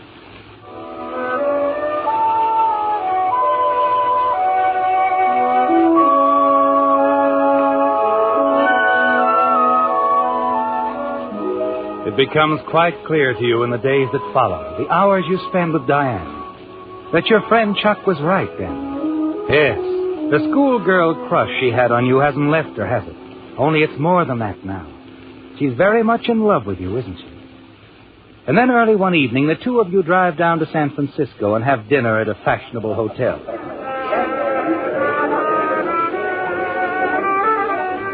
Having a good time, Diane? Of course. But you still haven't told me what this is all about. Are we celebrating something? Yes. I am in your father's firm. What? Danny, that's wonderful. Dad didn't say. I wanted to be the one to tell you, darling. Oh, Danny, I'm just so happy about this. I just don't know what to say. Well, you could say yes when I asked you to marry me. Well? Let's go out on the terrace, darling. I think little Diane is going to burst into tears.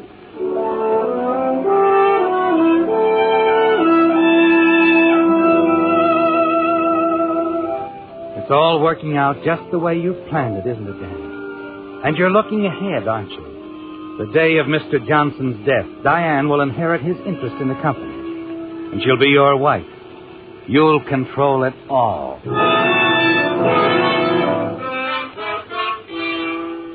The following morning, you accompany your future father-in-law into the hills to look over his newest project, the abandoned Crofton Mine. You catalog each item in your mind. Listen to Mr. Johnson's suggestions. And then you have some of your own to offer. Seems pleased.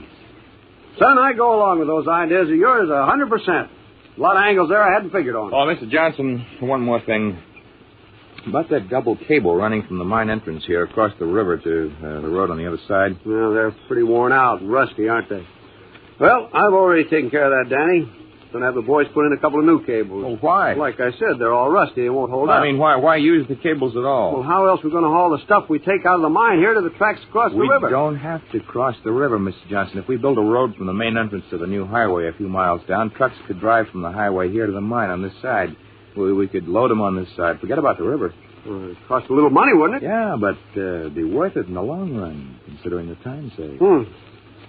Yeah, maybe it's worth that. Doggone it, Danny, that's what I mean. Something as simple as this staring me right in the face and I don't see it. It takes a little figuring, Mr. Johnson. That's all.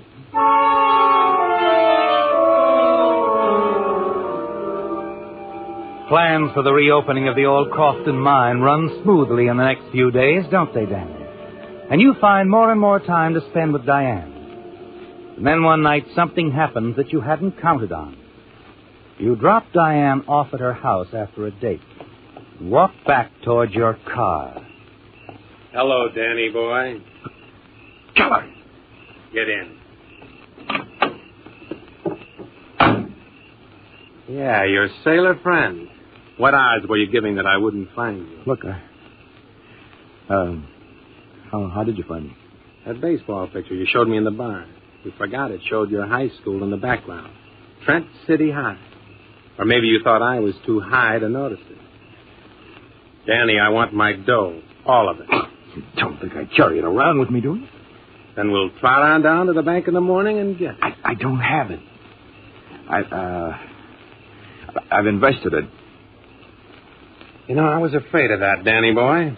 I heard around town that you'd gone into some business deal with a gent named Johnson. Okay, so get it back. Get it back? That's impossible right now. A few months, maybe. I can't wait that long. I'll give you a couple of days. The dough or else. Or else you'll plug me with that rod, huh? What good is that? Oh, I wouldn't plug you, Danny, unless I had to. No. Well, then what? The hometown folks might be surprised to learn how you got that dough. That little chick you've been running around with? Old Man Johnson? All your pals? Oh, it's your word against mine. So if you didn't cop the dough, where and how did you get it? They might like to know. Look, Keller, you'll get your money. Sure I will. One way or another. But how do I know you won't tell them anyway?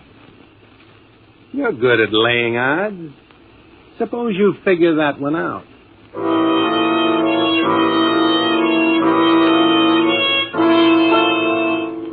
There's little sleep for you that night, Danny, because of Keller and the threat he holds over you. He could ruin everything for you, couldn't he?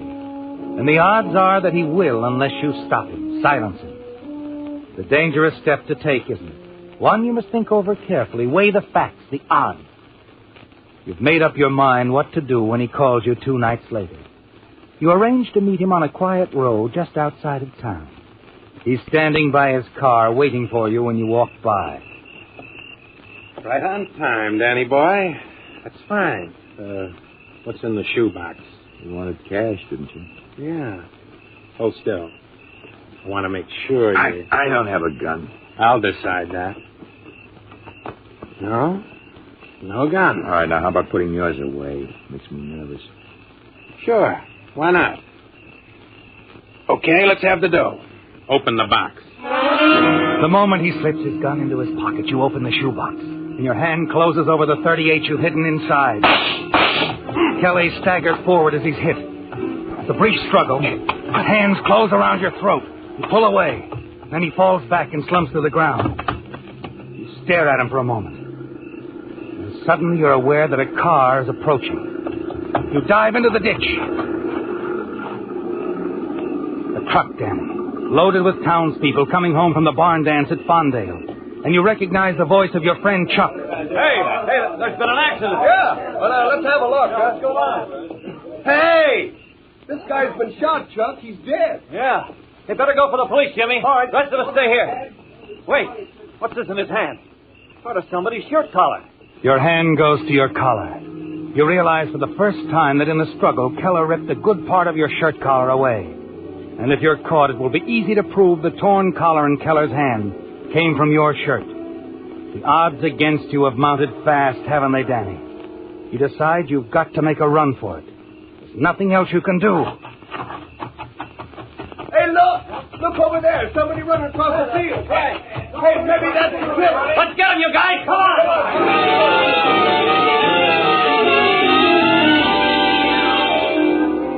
They're not far behind as you approach the foothills, are they, Danny? And then as you reach the river, you know you're trapped. There's no way to get across. But then suddenly you remember. Yes, the mine cable stretching across the river, not far downstream. A few minutes later, you reach them. What are the odds now, Danny? The cables are eaten by rust, and it's a long way across, isn't it? A rushing river below. You make it to the other side, you'll be safe. You stay here, the chances are you'll be caught. You weigh the odds carefully, don't you, Danny? It's a matter of timing. And even if the cables do break and you fall into the river, you're a good swimmer. And you're certain you can make the other side. And then...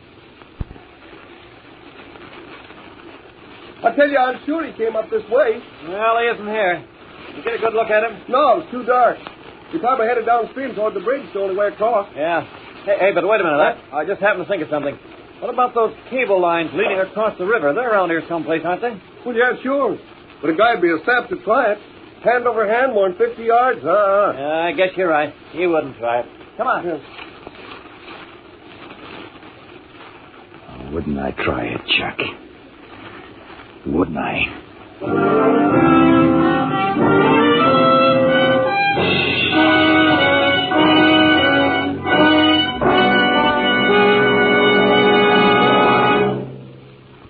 Time to change. Time to change. Time to change. Yes, it's time to change, says that sign outside signal stations. Time to drain tired out old winter motor oil. Time to refill with fresh, clean Signal Premium Motor Oil, the new heavy-duty Signal oil that reduces engine wear 50%. Think what a 50% reduction in engine wear means to your wallet and your car's performance. Engines not only keep that new car pep and power twice as long, they also run twice as far between overhauls, because new Signal Premium Heavy Duty does so much more than just lubricate. In addition, it cools, cleans, cushions, seals, and protects. No wonder so many motorists who want to protect their car are changing this spring to new Signal Premium Heavy Duty Motor Oil. Changing at Signal stations, where you see that sign outside. Time to change. Time to change. Time to change.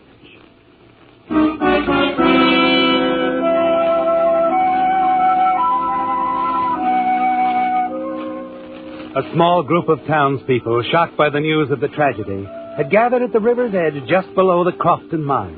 High above them at the mine entrance stood Sheriff Delsing and Mr. Johnson, surveying the scene in stunned silence. Presently, the two men approached the edge of the cliff. The sheriff pointed toward the opposite shore. Well, that's where Danny fell, right out there in the rocks. I just don't understand this at all, Sheriff. I don't understand why he was on those cables. Yeah, there's lots of things I don't understand about this either. One thing I'm pretty sure of, though. What's that? Well, according to where he fell, he must have been about a third of the way across when that first cable snapped. I guess he knew the other cable wouldn't hold his weight very long either. It's too bad. That second cable had broken a few feet further in either direction. He'd have landed in the river instead of on those rocks. Probably be alive now. Yep. Yeah, I can just see Danny. Up there in that cable. He's got a quick decision to make. Keep going or turn back. You know how Danny was about decisions. Yeah, the odds. Always thinking about the odds. I guess this time he took just a little too long to figure them out.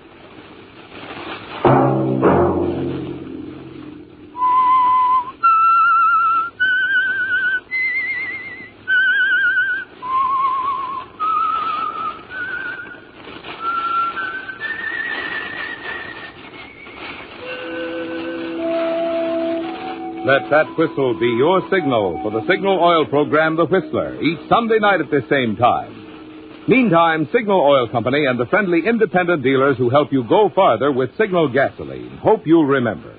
Regardless of what gasoline you use, you'll enjoy more miles of happy driving if you drive at sensible speeds, obey traffic regulations, and avoid taking chances. You may even save a life, possibly your own.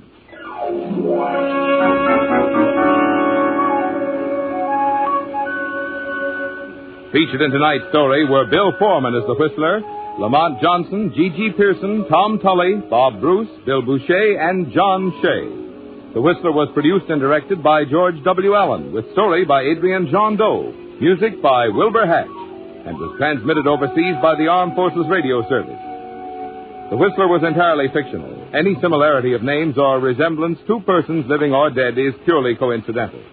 Remember to tune in at the same time next Sunday when the Signal Oil Company will bring you another strange story by The Whistler.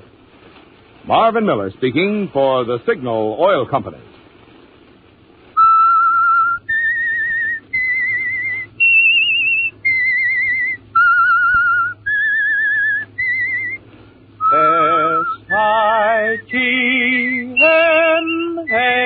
S-I-G-N-A-L Signal Gasoline. Stay tuned now for Our Miss Brooks, starring Eve Arden, which follows immediately over most of these stations. This is the CBS Radio Network.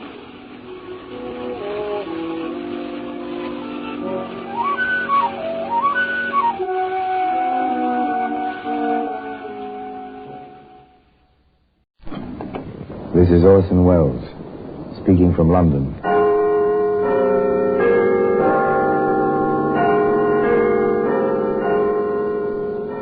The Black Museum. Here in the grim stone structure on the Thames, which houses Scotland Yard, is a warehouse of homicide. A warehouse where everyday objects, a phonograph record, a desk pad, a flashlight, all are touched by murder.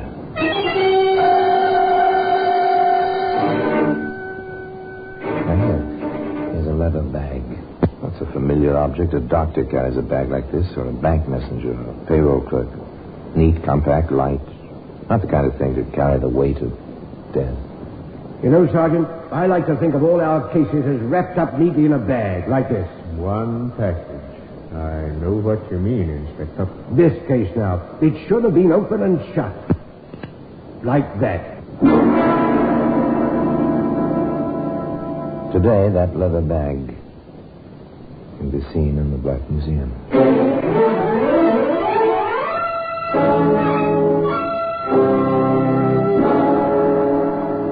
From the annals of the Criminal Investigation Department of the London Police, we bring you the dramatic stories of the crimes recorded by the objects in Scotland Yard's Gallery of Death, the Black Museum.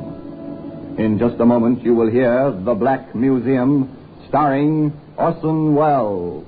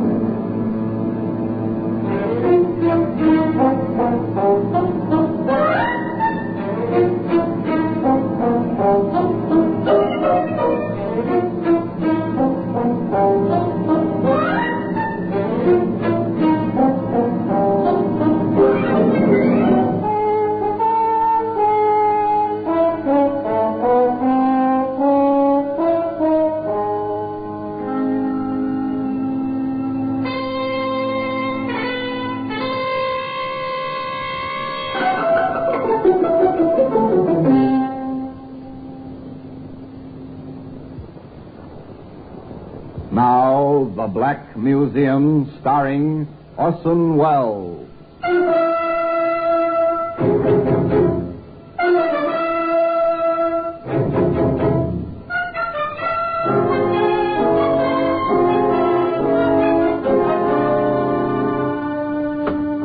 Here we are. Here we are in the Black Museum, Scotland Yard's mausoleum of murder. It's by now a familiar place, at least to me. The vaulted ceiling with its sinister shadows, the stone floor, the endless shelves, the wooden cabinets, all familiar, all dedicated to the memory of murder. Here lies death, dormant now, silent, but still death. Mysterious, though carefully identified by the plain white labels. Repelling, though fascinating.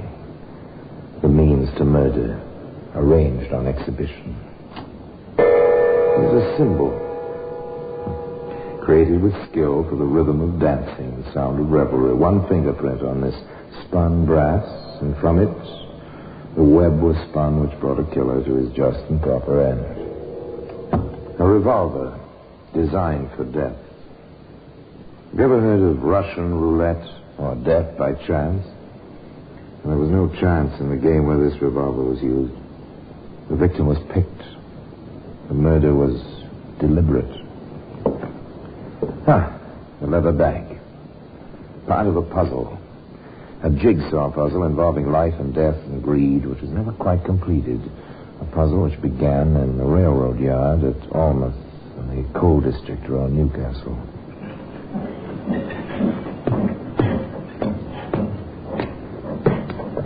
You'll get used to this way of doing things after a bit, Jimmy. I like the work, though. Yardman and all. Only I keep wondering where the trains come from and where they're going. You'll get over that, my boy, when you're coupled and uncoupled as many cars as I have. It'll be just routine.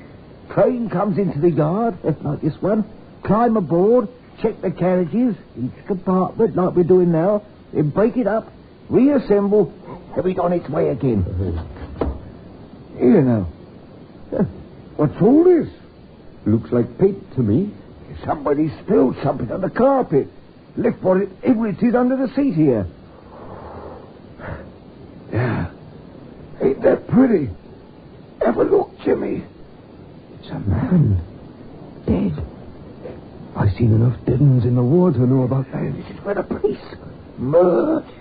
Sure enough. His hat's here. Don't touch anything. This is for the police, like I said. The elder yardsman left his helper on guard and found his way to the nearest call box. Shortly after, uniformed constables took over, and within minutes, Inspector Hunt and Sergeant Lewis were on the spot. Walking spectacles, Inspector, and the man's hat.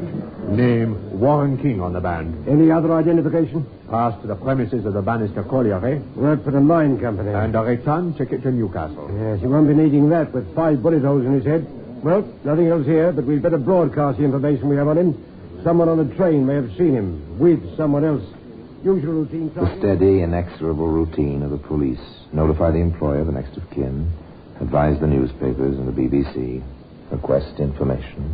It's on the 9 o'clock news broadcast, Inspector, and I have a bit of information which may be of value. Oh, what is it, Mr. Oldie? I saw King with another man in the station at Newcastle yesterday morning. You're certain it was Warren King? I've known him for years. Not well, but well enough to have seen him socially occasionally. I saw him with his little leather bag just as we went through the gate for the Almouth train. Leather bag? Why, yes. Friday's payday at the Bannister mine. King with payroll clerk. He always drew the cash to pay off the men and took it down to Almouth himself. Oh, and the man with him. Did you get a good look?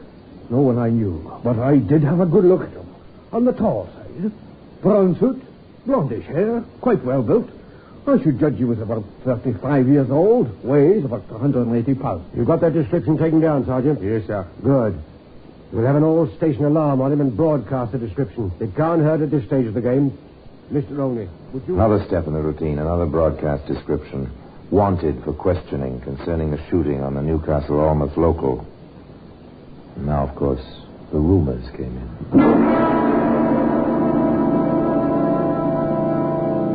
I saw him.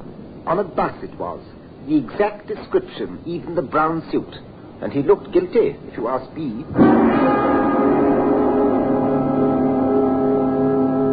In a pub it was, on High Street, talking to the bartender, flashing a roll the size of your fist. I'd know him again in a minute.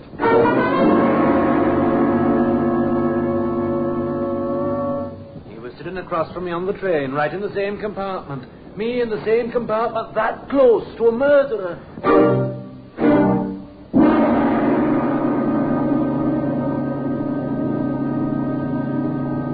Of course, none of them had the right man. One person had a real lead, though. A woman friend of Warren King's. I'd seen Warren occasionally. Nothing important, just platonic. But he did take me out, and I came to know some of his friends. Maybe you have their names, please, miss? As far as I know them. Fred Olney was one. Yes, he's been in to see us. Oh? Then there was Larry Jones and Joe Evans. He's the important one. Why, especially? Because he fits the description perfectly. Snappy dresser. Played the ponies, too, I think. Oh, did he? Yes, he offered to put down £1 or £2 for me occasionally. Then you have his address? Yes, I have.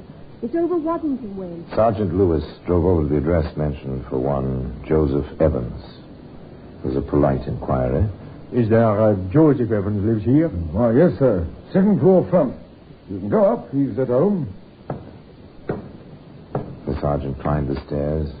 All the usual questions came to mind. Was this another wild goose chase? How will this Evans behave? Need I expect trouble? The sergeant knocked on the door of the second floor in front. Yes? Mr. Evans? That's right. I'm Sergeant Lewis, CID. My credentials. Oh. Come in, Sergeant. I must say I've been expecting someone from your division. Oh, sit down. Thank you. Now, what can I do for you? It's about Warren King, isn't it? As a matter of fact, Oh, it was rather a shock reading about him in the paper, then all the wireless broadcasts. You see, I was on that same train. Spoke with him on the platform, as a matter of fact. Run into him as we both fought on. Rather a disarming fellow, this Evans. Eager to discuss the whole case, but none too helpful, however. As Sergeant Lewis reported. The man fits the description we broadcast, Inspector.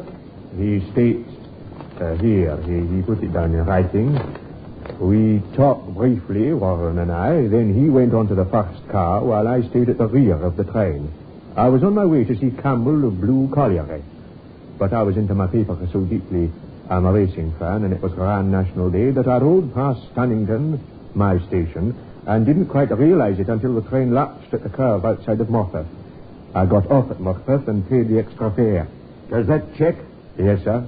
The ticket inspector at Morpeth remembers him. What about Campbell, this man at the colliery? I haven't been able to get him yet. He was in the shaft all morning. Well, might be just as well, Sergeant, if you took the train down there and saw Mr. Campbell personally. One never knows what there is. The Blue Colliery was no different than any other local coal mine in the area.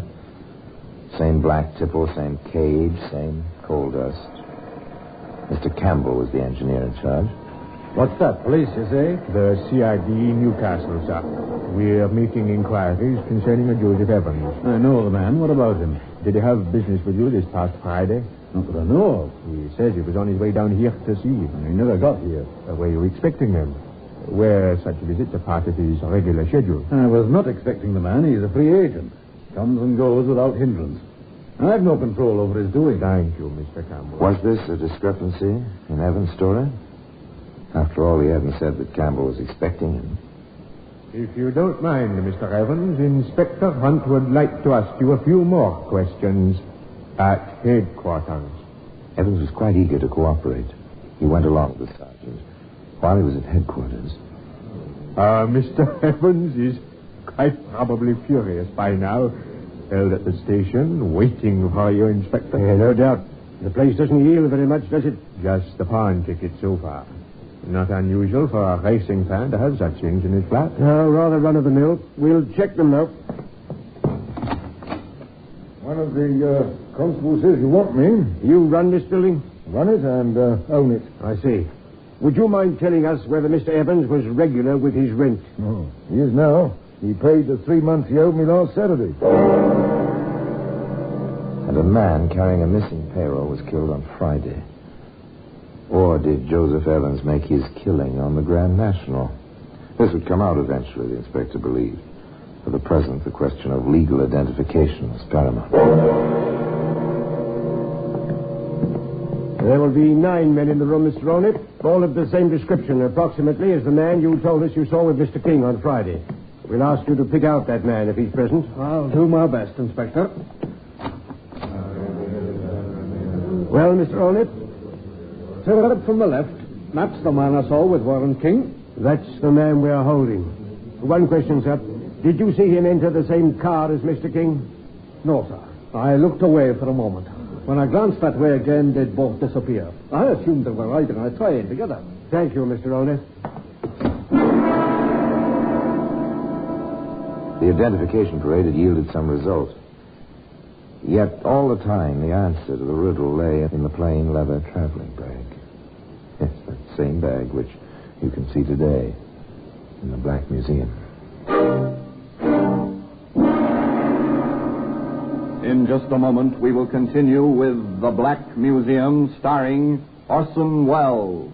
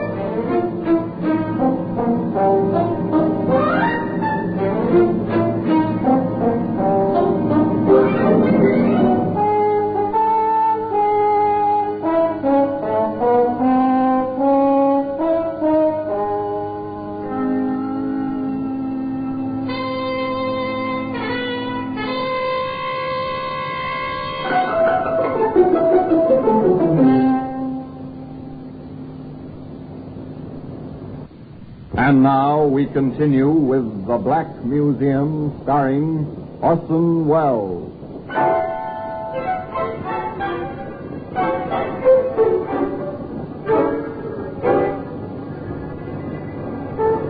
Wasn't too much to go on as yet. Motive, opportunity, knowledge of the contents of the leather bag, and an identification. Nevertheless, the police felt that they had to take action. We are holding you, Evans. You'll be formally arraigned in the morning and charged with willful murder. Evans seemed shocked, but made the best of a bad job. I understand, Inspector. But I didn't kill him. That's the truth of it. I didn't kill him. In the meanwhile, some miles from Newcastle, a routine inspection was taking place at the bottom of the shaft of the Bannister mine. Oh, why all this sudden interest in number 3? Hasn't been worked in years. Oh, these timbers seem sound enough. Company's expecting to open up here again. Oh, this defense effort and so on. The shore end does seem all right. Let's get along. All right. Please give me the creeps. Hello. What's this? Shine the lamp over this way a moment, Marty. There you are. Oh, what's this done here? Looks like a paymaster's bag, don't it? Let's have a look inside. Nothing in it but a few coppers. I'm thinking we'd do best to report this to the front office. What with old King getting himself done in the morning? Yes, you would do best to report this to the front office, gentlemen. You had no business opening that bag in the first place. The front office will turn the bag over to the police. Inspector Hunt and Sergeant Lewis will take it from there. Chances are it is King's bag. It won't be too difficult to get it identified. It's a long way from Morpeth to number 3 shaft at Bannister. Yes, I was thinking exactly that. What train did Evans say he took back to Newcastle? The 11:52. Well, it's mathematics and conjecture now, Sergeant. Did Evans have time to get to that shaft and back to Morpeth before 11:52? I have the timetable and the road map, sir. I'll figure it. Good. Sergeant, how do you feel about the trial? None too easy, sir. You, sir? Well, frankly, I'd feel a lot better if we had the gun and could tie it to Evans. Too many loose ends in this one, Sergeant. Uncomfortable.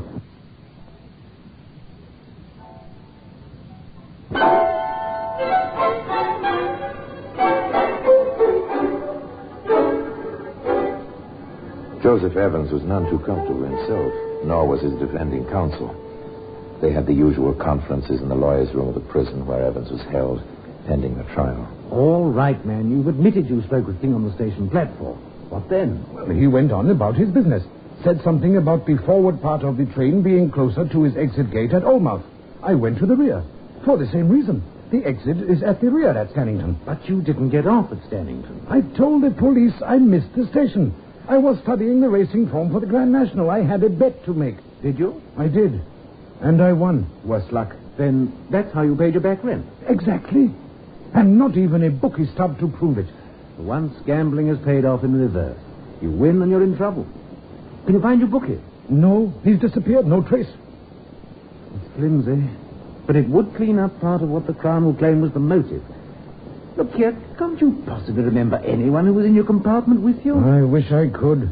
I was in first. Sat at the window, facing forward. Lost myself in the paper. I noticed no one. Too bad no one noticed you. You haven't even the description? Nothing. Everyone was noticing me, not the other way round. King must have ridden alone with his murderer. No one seems to know anything about him or his trip, except that he was killed between Newcastle and Almouth. You worked for colliery too, didn't you? That's right. Then you knew that the wages are paid every second Friday. Of course. That's going to be hard to beat. It's not good. Your Mr. Campbell says he had no idea you were coming down. I was. That's the truth. You'd been there to see him before? Several times. Always on Fridays? If that was so, it'd help. I would like to say that. I can't. Campbell wouldn't bear me out. Oh, well, we'll keep at it. Looks like our only hope is someone who remembers seeing you in that last car. As I say, we'll keep at it. It was a strange case. Everyone, prosecution as well as defense, seemed to be groping in the dark, making use of intangibles.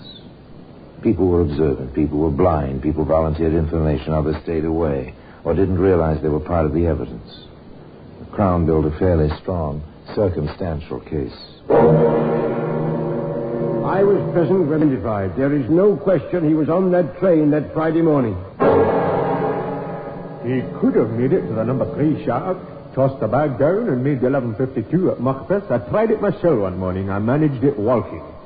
The next day, I tried it from Stannington. It was impossible from there. Yes, sir. They knew each other, Mr. King and Mr. Evans. They all went on dates together 3 or 4 times. I can't imagine them meeting and not riding together on the same train. Certainly having money trouble. I'd had no rent from him for 3 months. And all at once, he paid his due in a month in advance. The Saturday after this here murder. It added up. Evans was there. The timing seemed to fit the evidence. The two men were friendly. Evans had plenty of motive for a payroll robbery. He took the stand in his own defense. Then the truth, as you know it, and remember you're under oath, Mr. Evans, is that you did not ride with the deceased, and you did not either rob or kill him. That is the exact truth, sir. Thank you. Your witness. Mr. Evans, you stated under direct examination that you worked for Blue Colliery. Yes, sir. Then you know it is the custom to take the payroll monies from the business offices of the mines at Newcastle to the mines themselves? Well, that has been the custom for many years. I did it myself for a time some years back. But I always drew the cash from the bank at Morpeth to avoid carrying the cash all that distance. But it still was the custom in most cases to bring the money from Newcastle, and you knew about it. It was not my custom. You knew it was that of others? I never thought about it. I submit, sir, that when you saw the leather bag the deceased was carrying, you realized its contents at once. I never thought about that either. I had my mind on other things. On your financial problem? Among other things. Which you hope to recoup via the Grand National Horse Race? Well, one always hopes. Isn't it possible your reason for going to see Mr. Campbell was to borrow money from him? No. What then?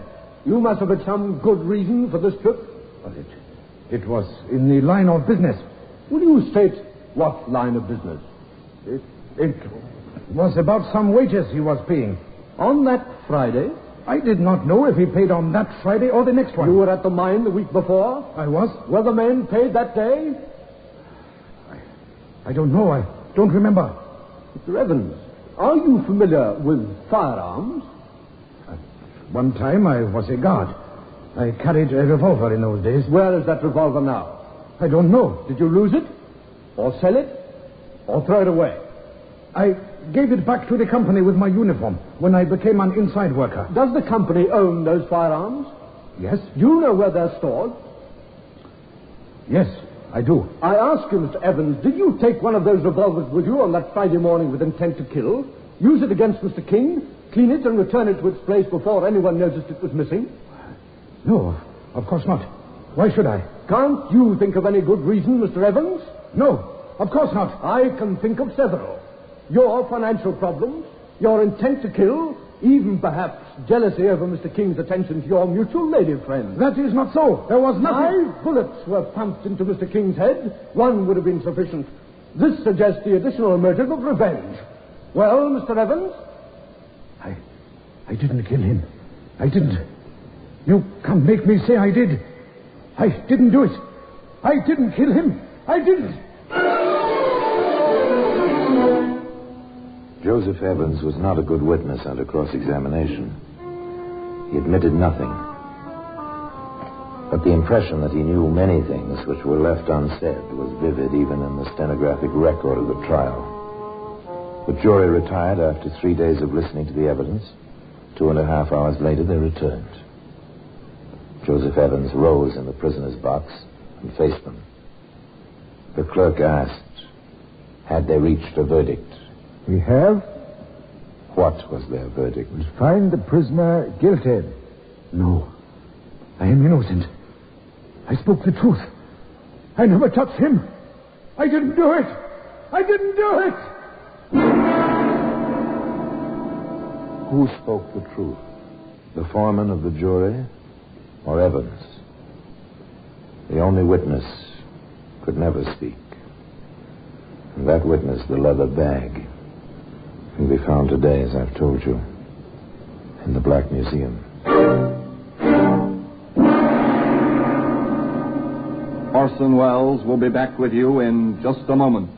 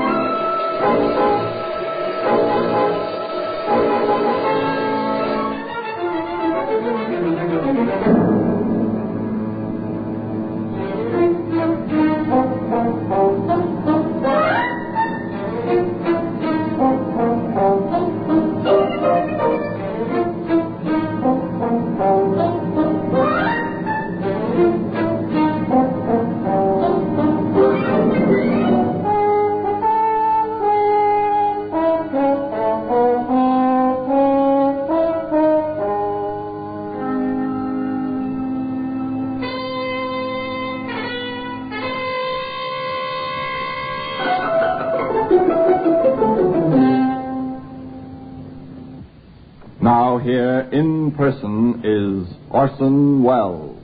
As the inspector said at the beginning of this tale, this case should have been open and shut. It was not. Still, Evans was found guilty by 12 men in the jury box. And he paid for the murder of Warren King at 8 o'clock one morning in Newcastle prison. Despite the missing witnesses on both sides, the people who shared the compartment of that last car at the fatal train, the people Evans claimed could have cleared him, the people who may have seen him in the death compartment several cars forward, the people who might have placed him at the actual scene of the crime. And despite that missing silent witness, the death weapon itself. And now until we meet next time, in this same place, and I tell you another story about the Black Museum, I remain, as always, obediently yours.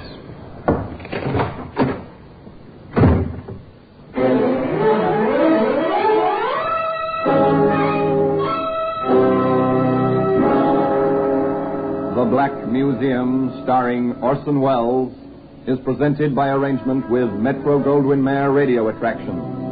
The program is written by Ara Marion, with original music composed and conducted by Sidney Torch. Produced by Harry Allen Towers.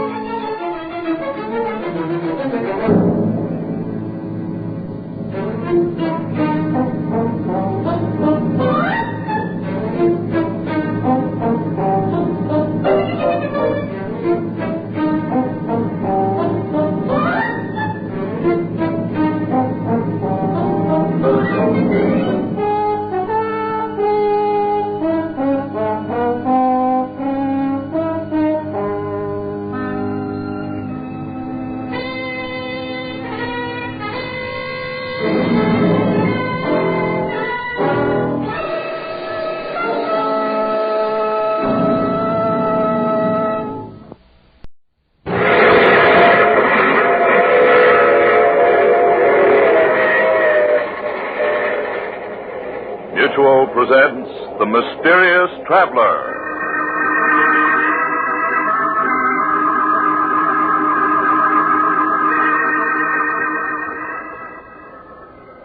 This is The Mysterious Traveler, inviting you to join me on another journey into the realm of the strange and the terrifying. I hope you will enjoy the trip, that it will thrill you a little and chill you a little. So settle back and get a good grip on your nerves, if you can. Where are we going? Well, let us say for the moment we're taking a little trip into time. And a story I call New Year's Nightmare.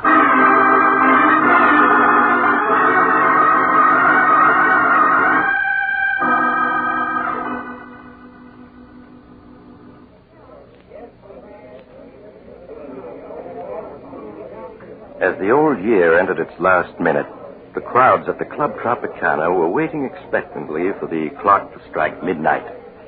At a ringside table, a lovely young woman angrily whispers to the man with her. Chris, if you take another drink, I'll leave. Oh, Judy, this is New Year's Eve. It'll be 1947 in another minute. Gotta celebrate, don't I? Just one more. Just one more, just one more. That's what you always say. I wouldn't mind if it were just tonight, but you're always getting drunk. Waiter, another bottle of champagne. Nothing I say means anything to you, does it? You think because I've forgiven you a dozen times in the past, I'll do it again. But you're wrong, Chris.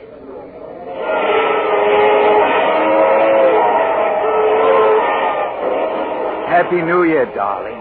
1947 is going to be our year. No, Chris, it isn't.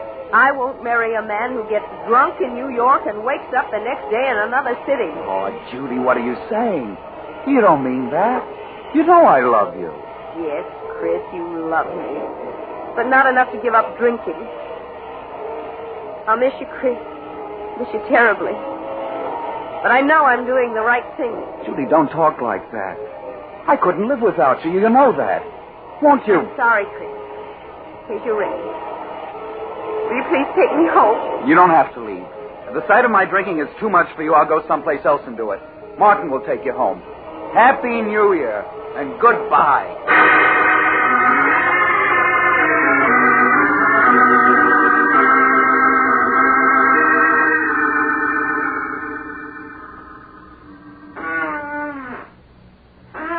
Do you mind finishing that drink, mister? It's 5 o'clock in the morning and I'm dead on my feet. Sure, I'll drink up. No matter what she says. That's right. Now you better go home and sleep it off. Good night and a happy 1947 to you. Thanks. And the same to you.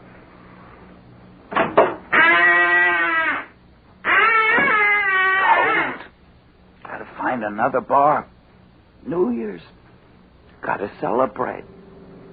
Another bar across the street. Oh, gotta celebrate. Hey, mister, look out for that car. You're going to get run down if you don't. Look out!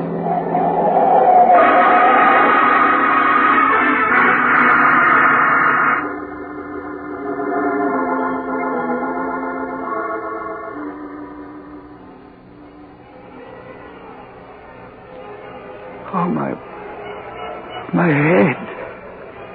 Oh, it feels so funny. What's that noise?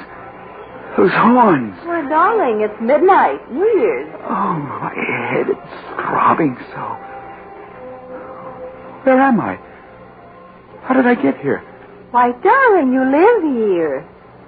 Live here? What are you talking about? Charles, I'd better call Dr. Smith. You look so strange. Hello? Connect me with Dr. Smith's apartment, please. Never seen this place before. Hello, Doctor? This is Blanche Arnold. Yes, it's Charles. He isn't well. Could you come to our apartment at once? Oh, thank you. Goodbye. What do you mean, I live here? Who are you? Where am I? I'm your wife, Charles. This is our home, don't you remember? You're my wife. You can't be. I'm not married. What am I doing here? What's your game? Charles, can't you remember anything about us? What are you talking about? I never saw you before. And why do you keep calling me Charles? My name is Chris. Chris Andrews. Chris Andrews. So that's what the initial CA stood for. Oh, that noise out there. What are they making such a racket for? Because it's midnight, New Year's Eve. Midnight? New Year's Eve? But it was midnight hours ago when I left the Club Tropicana. What are you talking about? Oh, that must be Dr. Smith. I'll answer it. Dr. Smith? I don't know any Dr. Smith. Oh, come in, Doctor. I'm so glad you're here. I think it's the amnesia. It seems to have left him all of a sudden. Charles? It's Dr. Smith. I don't know him, and I don't know you. And please stop calling me Charles. I told you my name is Chris Andrews. Mm-hmm. Won't you sit down, Mr. Andrews? I'd like to talk with you for a few minutes. What about? Tell me, Mr. Andrews, what's the last thing you remember before finding yourself in this apartment? Why, Judy. She and I were at the Club Tropicana, celebrating New Year's Eve. I see. I remember we quarreled about my drinking. I walked out on her and had a few drinks someplace else. Mm-hmm. That's all I can recall. Oh, my head. I've had hangovers, but I've never felt like this before. What time is it? It's just 4 minutes after 12. But it can't be 4 minutes after 12 New Year's Eve. That was hours ago when I left the Tropicana. Mr. Andrews, that was New Year's Eve, 1947. What do you mean, that was New Year's Eve, 1947? This is New Year's Eve, 1948. 1948? What are you talking about? It's 1947. Well, here's the morning paper. You can see the date for yourself. Thursday, January 1st, 1948. No, it can't be. It can't be. A year gone? Just like that? Well, where did it go? I haven't lived it yet. Perhaps you'd better let me clear up a few things for you. 1948. My name is Smith. I was a resident physician until recently at the Park Hospital. While I was on duty last New Year's Day, 1947, you were brought into the hospital seriously injured, having been run over by a car. When you recovered consciousness 5 days later, you didn't know who you were. You were a victim of amnesia. Amnesia? Yes, and we didn't know who you were as you had no identification papers. But my wallet, letters... They were gone. The only clue to your identity was a belt buckle with the initials CA on it. We didn't know your real name, so I called you Charles, for the C. Blanche was your nurse. I've always liked the name Charles. And as for your last name, we thought Arnold was as good as any, so you became Charles Arnold. But what have I been doing since the day I recovered consciousness? Well, you weren't discharged from the hospital until May. Then you went to work as an insurance clerk. As an insurance clerk? But I don't know anything about being a clerk. I'm a reporter. Well, there was no way of learning what your occupation had been. So when Blanche learned of this opening in an insurance office, you applied for the position. And that's where I've been working? Up to now? Yes. And then after you got your job, we were married. Married? Charles. Chris. Don't you remember? I'm afraid, Blanche, you really can't. Married. But Judy... Oh, it's like a dream. My head keeps throbbing. I keep expecting to wake up. There's that date in the paper. January 1st, 1948. Doctor, you said he might never get over his amnesia. Well, that was a strong possibility, but apparently the sounds of New Year's brought back his memory. You're going just like that. Judy, my friends, job, it's all gone. Doctor, where am I? What's the address of this apartment house? You're at 5718 North 13th Street, Philadelphia. Philadelphia? But how did I get to Philadelphia? That we don't know. All that I can tell you is that your accident occurred just a few blocks from here. Darling, I know what a shock it must be. Strange. You must have called me darling many times in the past. And yet this is the first time I've ever heard you call me that. Yes. I know. What did you say your name was?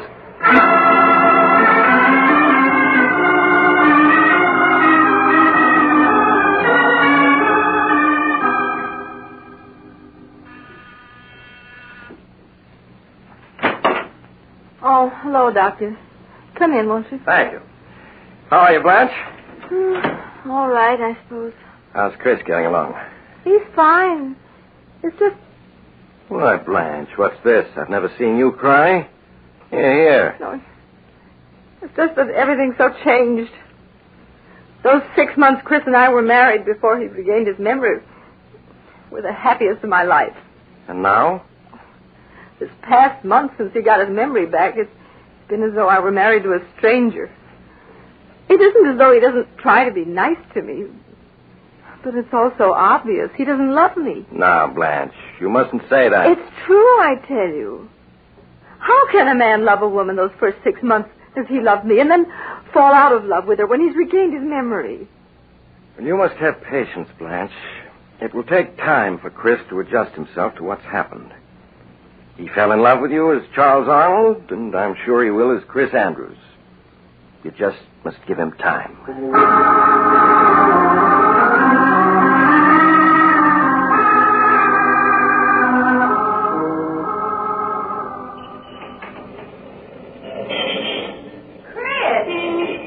Andrews!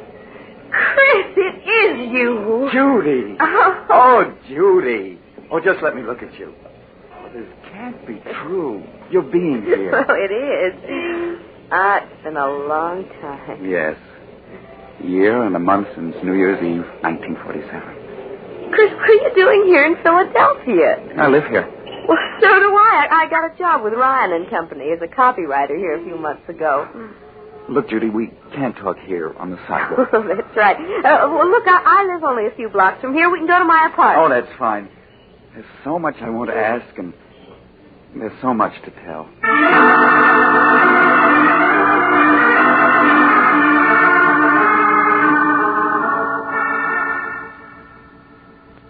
Here, let me have your hat and coat. Thank you. Would you like something to drink? No, I don't drink anymore. Oh? Chris, you have changed. You look so much older. Well, you don't. You're as lovely as that night I saw you last. Thank you, Chris. Judy, you'll have to let me explain what happened after I left you that night at the Tropicana. If you find it difficult to believe, I won't blame you. It still seems like a nightmare to me. That night, after I left you...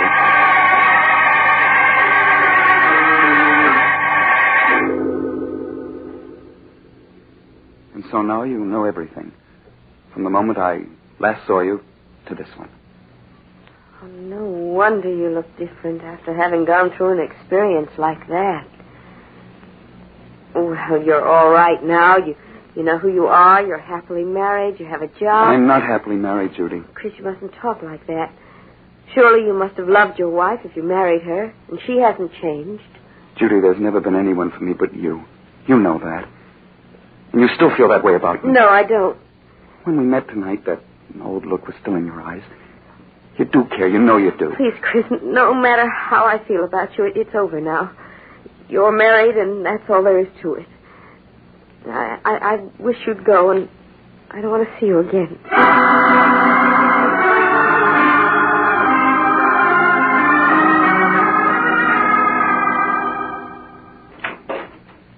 Chris? Where have you been? I expected you home from work hours ago. I met a friend. Oh. Oh, you look so tired. Do you feel well? Blanche, this past month I tried my best to be a good husband, haven't I? Well, you have been, darling. No, there's something missing, and you know it. Oh, it isn't your fault, it's mine. And as a result, we're both unhappy. You mustn't say that, Chris. I feel that in time, things will be as they were when we were first married. When you were Charles Arnold. No, but they won't be, Blanche. It's no use, I tell you. Chris, who is the friend you met tonight? The girl I was once engaged to. I see. Blanche, you've got to give me a divorce. No, Chris. I'll never do that. But why? You know I don't love you. What's the sense in going on like this? Chris, when you were Charles Arnold, you did love me, and we were happy together. I had your love once, and I mean to win it back. I won't give you a divorce.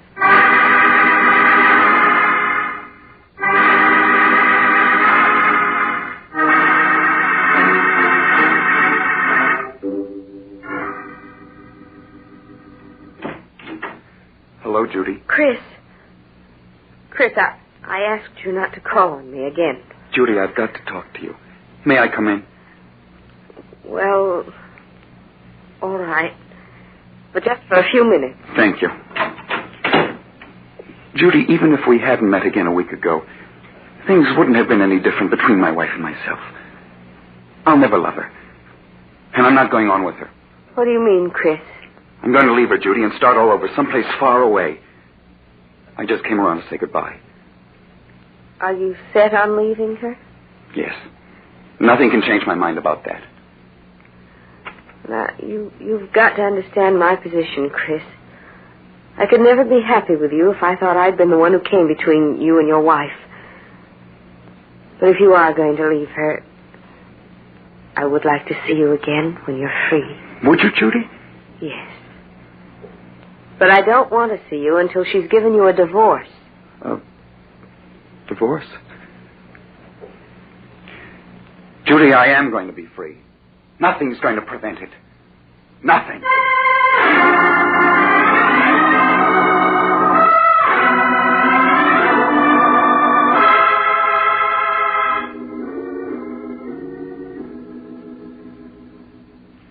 Blanche, how would you like to go out tonight? Go out? Yeah, we might take in a show or go dancing. Didn't I ever take you out when I was Charles Arnold? Why, yes.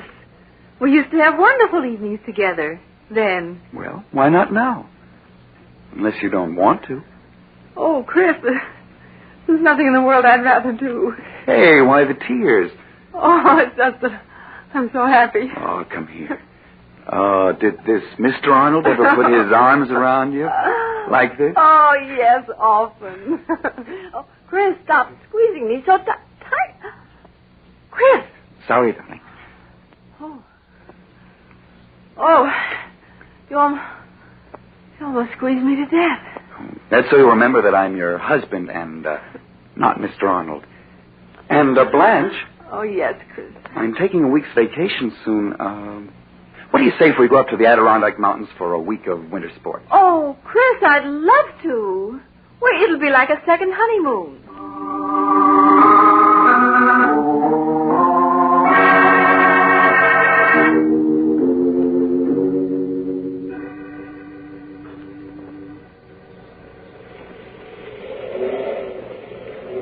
Blanche, you all right? It's only a few more feet to the top. I'm coming, darling. Where? Oh, there you are. Oh, Chris. Oh, the view is wonderful from here, isn't it? You're right. Being up here is like being alone in the world. Yes, just the two of us. Oh, this past week's been a wonderful one, Chris. I've never been so happy. Nor have I. Oh, be careful, Chris. Don't go so near the edge. That canyon's 4,000 feet deep. Oh, this ledge is perfectly safe. Come over here and take a look at the valley below. All right. Ooh, please keep your arms around me, Chris. Looking down like this frightens me. There. You're safe in my arms. Chris, why are you looking at me that way? What way, dear? I don't know. Is your head throbbing again? No, dear. I don't suppose you've changed your mind about giving me a divorce, have you? Giving you a divorce? But I thought we were so happy together. Yes, that's the impression I meant people to get. Chris, you can't be serious. Why, everything's been wonderful these past few weeks. Oh, I see it won't be any use trying to talk you into it. What do you mean? I'm sorry, Blanche. I don't want to do this, but you've given me no alternative. It's really your own fault. that you must die. Let go of me. No use struggling, darling. No one can see or hear you, and you can't possibly escape. You can't throw me off that ledge, then I'll hang you. I don't think so, dear. We've been so happy these past few weeks. I'm sure the police will see it as an unfortunate accident. Stop pushing me toward the edge. Chris, don't. I'll give you a divorce. I'll give you anything. I'm afraid it's too late for that.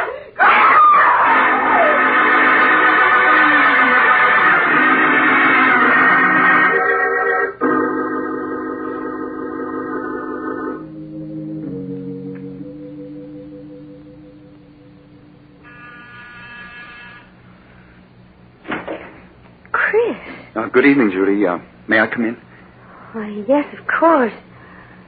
How are you, Chris? Oh, I'm all right. I want to thank you for the note you sent me when Blanche died. I can't tell you how sorry I was to hear about it, Chris. Yes, it all happened so quickly. What have you been doing since then? Oh, just working. Trying to straighten myself out. Judy, perhaps I shouldn't talk about it now, seeing that Blanche has only been gone a month, but I've been thinking of leaving town. Will you come with me? Please sit down, Chris. You make me nervous walking back and forth like that. All right. But you haven't answered my question. Well, it isn't easy to answer. It would be if you said yes. I see in your eyes you mean no. Why? Chris, I've met someone else recently. Someone else? But you said if I were free, you'd marry me. I didn't say I'd marry you. I said if you were free, I'd like to see you again. But now I'm not even sure of that. You're so different from what you used to be. Stop being clever. If you didn't say you'd marry me, you implied as much. Please, Chris, you're making it so difficult for me. I'm making it difficult for you. And I suppose what I've been through doesn't count. I risked my life to get you. Risked your life? Chris, what are you saying? Are you such a fool as to believe that Blanche fell off that mountain?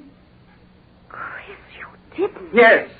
And I did it because you said you'd marry me if I were free. Oh, no, I meant a divorce. But she wouldn't give me a divorce. It was the only way I could gain my freedom. And now you tell me there's someone else. Oh, Chris. I did it for you. And you're going to marry me. No, I won't. If I can't have you, no one else will. Chris, what's the matter with you? Chris! We were meant for each other, darling. In life and in death. Chris, if you come any closer, I'll scream for help. No, don't. Chris, no! You won't marry me. You'll never marry anyone else. There. He'll never have you. Open up in there.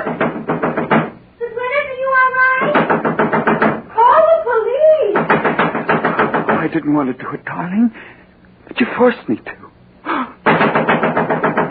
Oh, my head. It throbs so. Everything's like a nightmare. Open up in there. This is the police. The police? I've got to get away.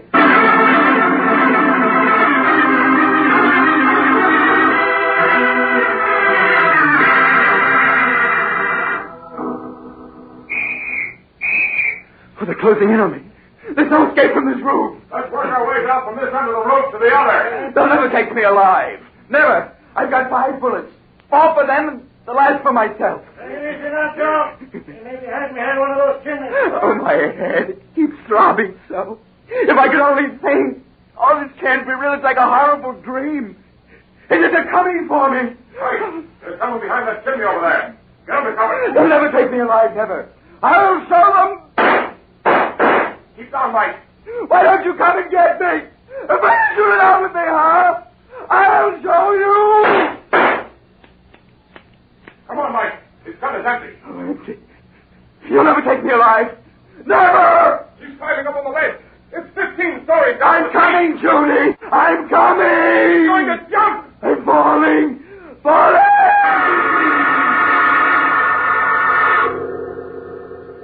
You'll never take me. Never. I'm falling. Falling. Doctor, the patient's recovering consciousness. Yes, you're right. He's opening his eyes. Oh, my head. It throbs so. Where am I? Oh, it was a dream. Not real. Oh, thank heaven. Now, you must be quiet. You've been in a serious accident. Accident? Yes. You were hit by an automobile New Year's morning. Would you mind telling me your name? There weren't any identification papers in your clothing, and we'd like to inform your relatives of what's happened. My name? It's... I can't remember my name. I see. Well, what about your address? Can you remember that? No. No, I can't remember anything. Now, you mustn't get excited. It'll all come back to you. You received a fractured skull from the accident. There was a mountain. Mountain? You mean you live near one? I don't know. There was a mountain, and the police were chasing me. And I jumped off a high building. It's all mixed up. You probably dreamed that while you were unconscious. But you're all right now. Just need rest and quiet. Where am I? You're in the Park Hospital, Philadelphia. Philadelphia? What day is it? It's January 5th, 1947. It's 7:26 in the evening. And you don't know my name? No, all we have is your belt buckle with the initials CA. CA? Nurse, will you look after the patient now? I'll be in to see him later tonight. Yes, doctor. Are you comfortable? The initials CA. What do you suppose they stand for? Perhaps the C is for Charles? Charles? Charles. I don't know. Well, suppose I call you Charles, just for the time being. I always liked the name Charles. All right. What's your name? I'm Miss Thompson, but you can call me Blanche. And Charles, let me be the first to wish you a happy 1947.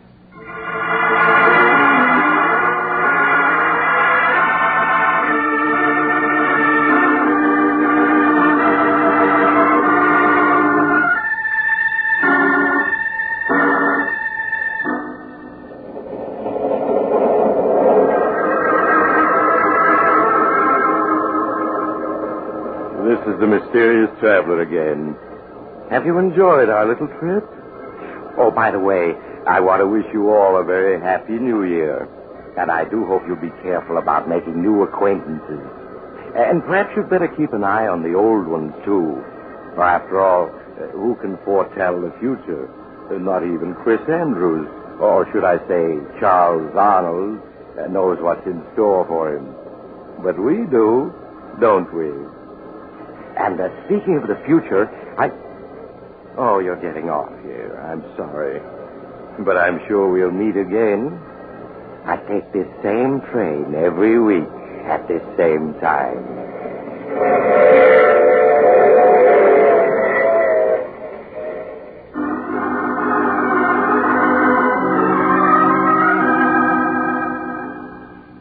You've just heard The Mysterious Traveler, a series of dramas of the strange and terrifying. In tonight's cast were Maurice Topland, Stuart Brody, Louise Fitch, Hester Sondergaard, and Mort Lawrence. Original music was played by Doc Whipple. The Mysterious Traveler is written and directed by Bob Arthur and David Cogan. Listen next week over most of these stations to a tale titled No Grave Can Hold Me. Another Tale of the Mysterious Traveler.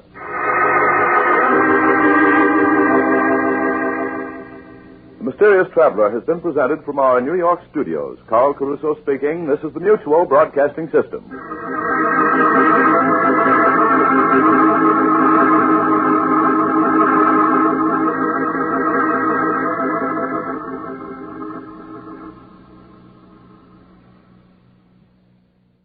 And now back to The Lady and the Pirate and Warren Williams.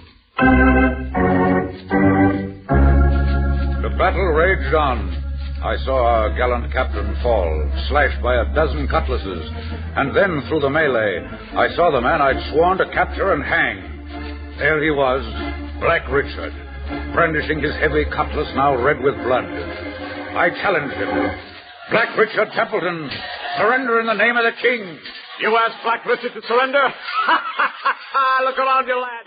You've not a handful left alive. As long as I'm alive, I intend to run you through. Why, you young pipsqueak, I'll slice the ears off your curly black head. That I promise by the beard of Beelzebub. Your face is not so haughty now, Black Richard. Your eyes are blinded by your foul blood.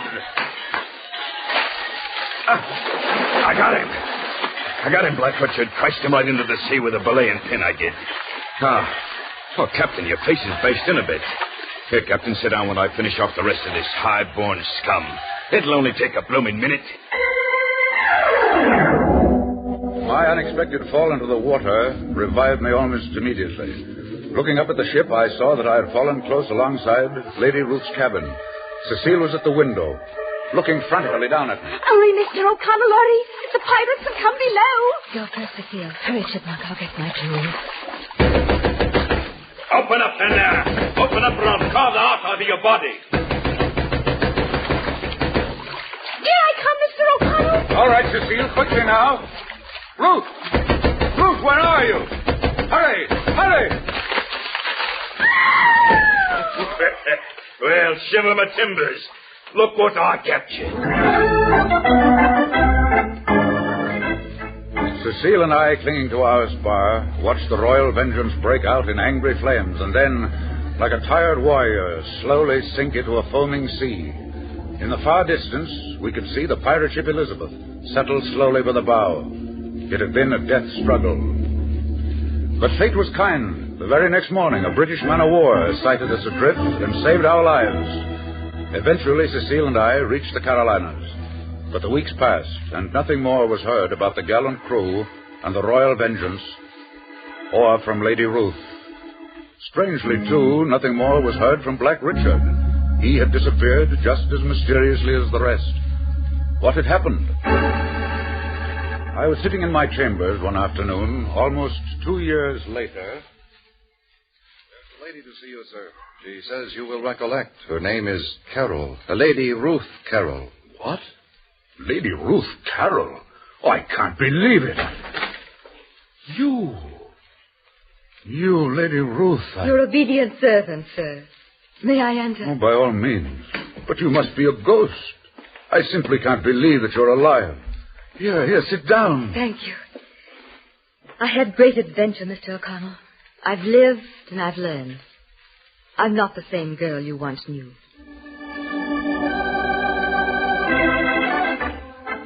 That night, Lady Ruth and I had a quiet supper.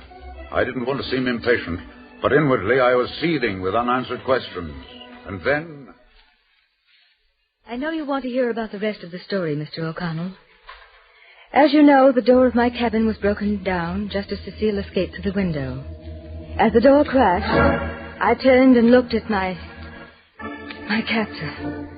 He grabbed me around the waist and carried me on deck to where the pirate captain, Black Richard, was lying, with his head and eyes swathed in a bloody bandage. I stood alongside Black Richard and I looked down at him. As soon as he spoke, I knew he was no ordinary pirate. I'm sorry I can't receive you more appropriately, lass. But as you see, I see that you are sorely wounded, sire. Who are you, lass? I'm a scullery maid in bondage to the colonies. A scullery maid? You think me a fool? You do not believe me? Once, long, long ago, I knew ladies such as you. You're highborn. Who are you? Come, out with it.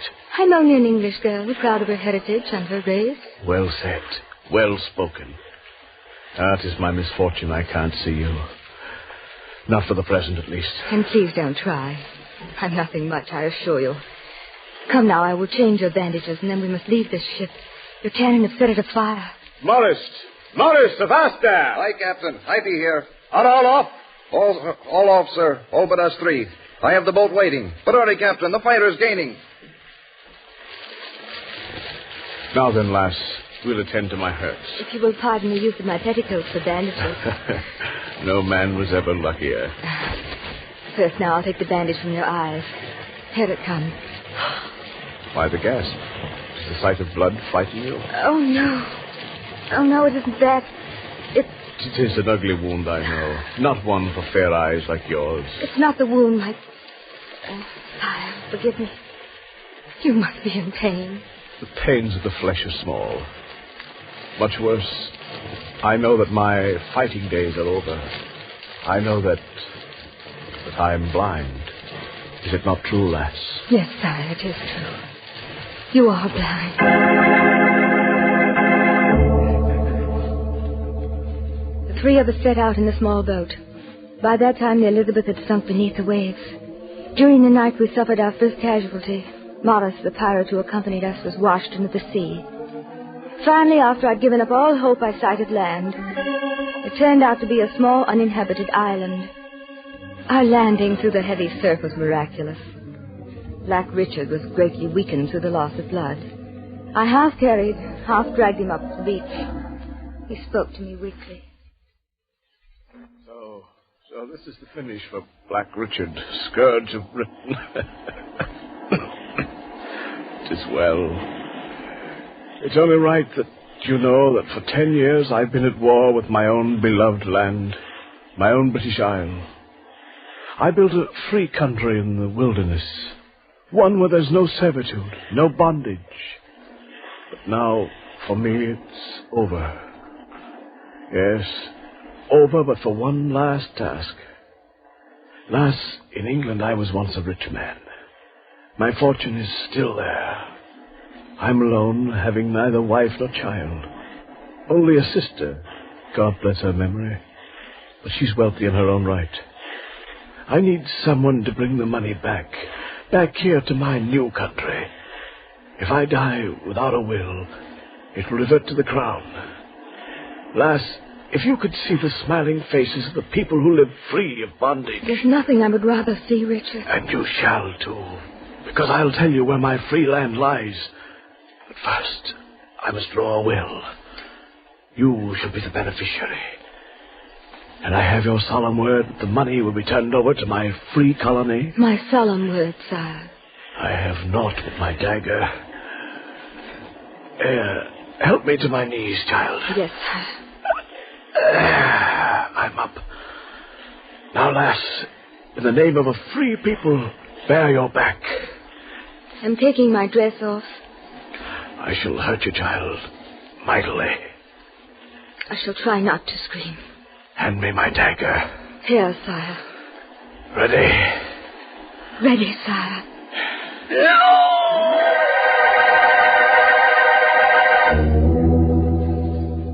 Black Richard died the next day. I buried him and marked his grave. A short while later, a passing ship rescued me. It was bound for free land, Black Richard's home. What I saw there confirmed everything he told me. Mr. O'Connell, I'm going back to England and to bring back Black Richard's fortune back to those people. And I shall join them in their new way of life. But, Lady Ruth, Black Richard has no standing before the British courts. Even if he had a fortune, if it became known, it would be confiscated by the Crown. Black Richard Templeton was a fictitious name, Mr. O'Connell. There's another name. A real name that he once bore honorably. No one shall know that there was any relationship between the two. Only you and I. But, Lady Ruth, I am the King's counselor. I have sworn allegiance to His Majesty. But first I shall take you to visit the people of Freeland. And then you can make your own decision. My ultimate decision was clearly defined when I accompanied Lady Ruth Carroll back to London in order to help her in proving the last will and testament of Black Richard. We were summoned before the House of Peers. I presented her case. My lords, because of the mitigating circumstances which will be known to you, the last will and testament of the deceased can never be actually filed. But I have brought the sole beneficiary before this august body in order that each of you can personally examine the document. Lady Ruth Carroll, I ask you now to disrobe before the House of Peers. Oh, believe me, my lords, I do not show disrespect to either Lady Ruth Carroll or to you. Rest assured that only her back will be exposed. Are you ready, milady? Yes, Mr. O'Connell. Will you please walk up to the lords, milady, and let them examine your back? And with your permission, my lords, I shall read the words tattooed across her back. All to bearer. Signed, Sir George Pemberton, 1724. Many of you remember Sir George Pemberton. He sailed for the colonies 10 years ago. Little was heard of him since, save only that he purchased an island in the Bahamas. But by fate or providence, as you will, Sir George Pemberton lived long enough to carve his last will and testament on the back of his own sister.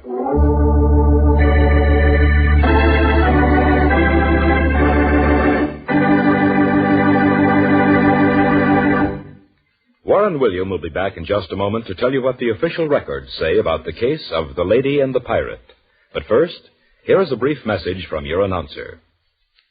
And now, back to Warren William. In the last pages of his diary about this famous case, John Francis O'Connell says, by special decree, a copy of the last will and testament of Sir George Pemberton was permitted to be filed instead of the original. The reason, of course, was apparent. The diary continues. All of the monies of Sir Pemberton's estate were turned over to the beneficiary, and about 6 months later, Lady Carol and I returned to free land forever. And here the diary ends. Was the black anger that Sir Pemberton bore against tyranny and oppression a deadly sin? It might have been. But there are those who think that this personal love of freedom and equality greatly outweighed the apparent injustices made during his life as a pirate. For who in this case can draw the line between pirate and liberator? I can't. Can you?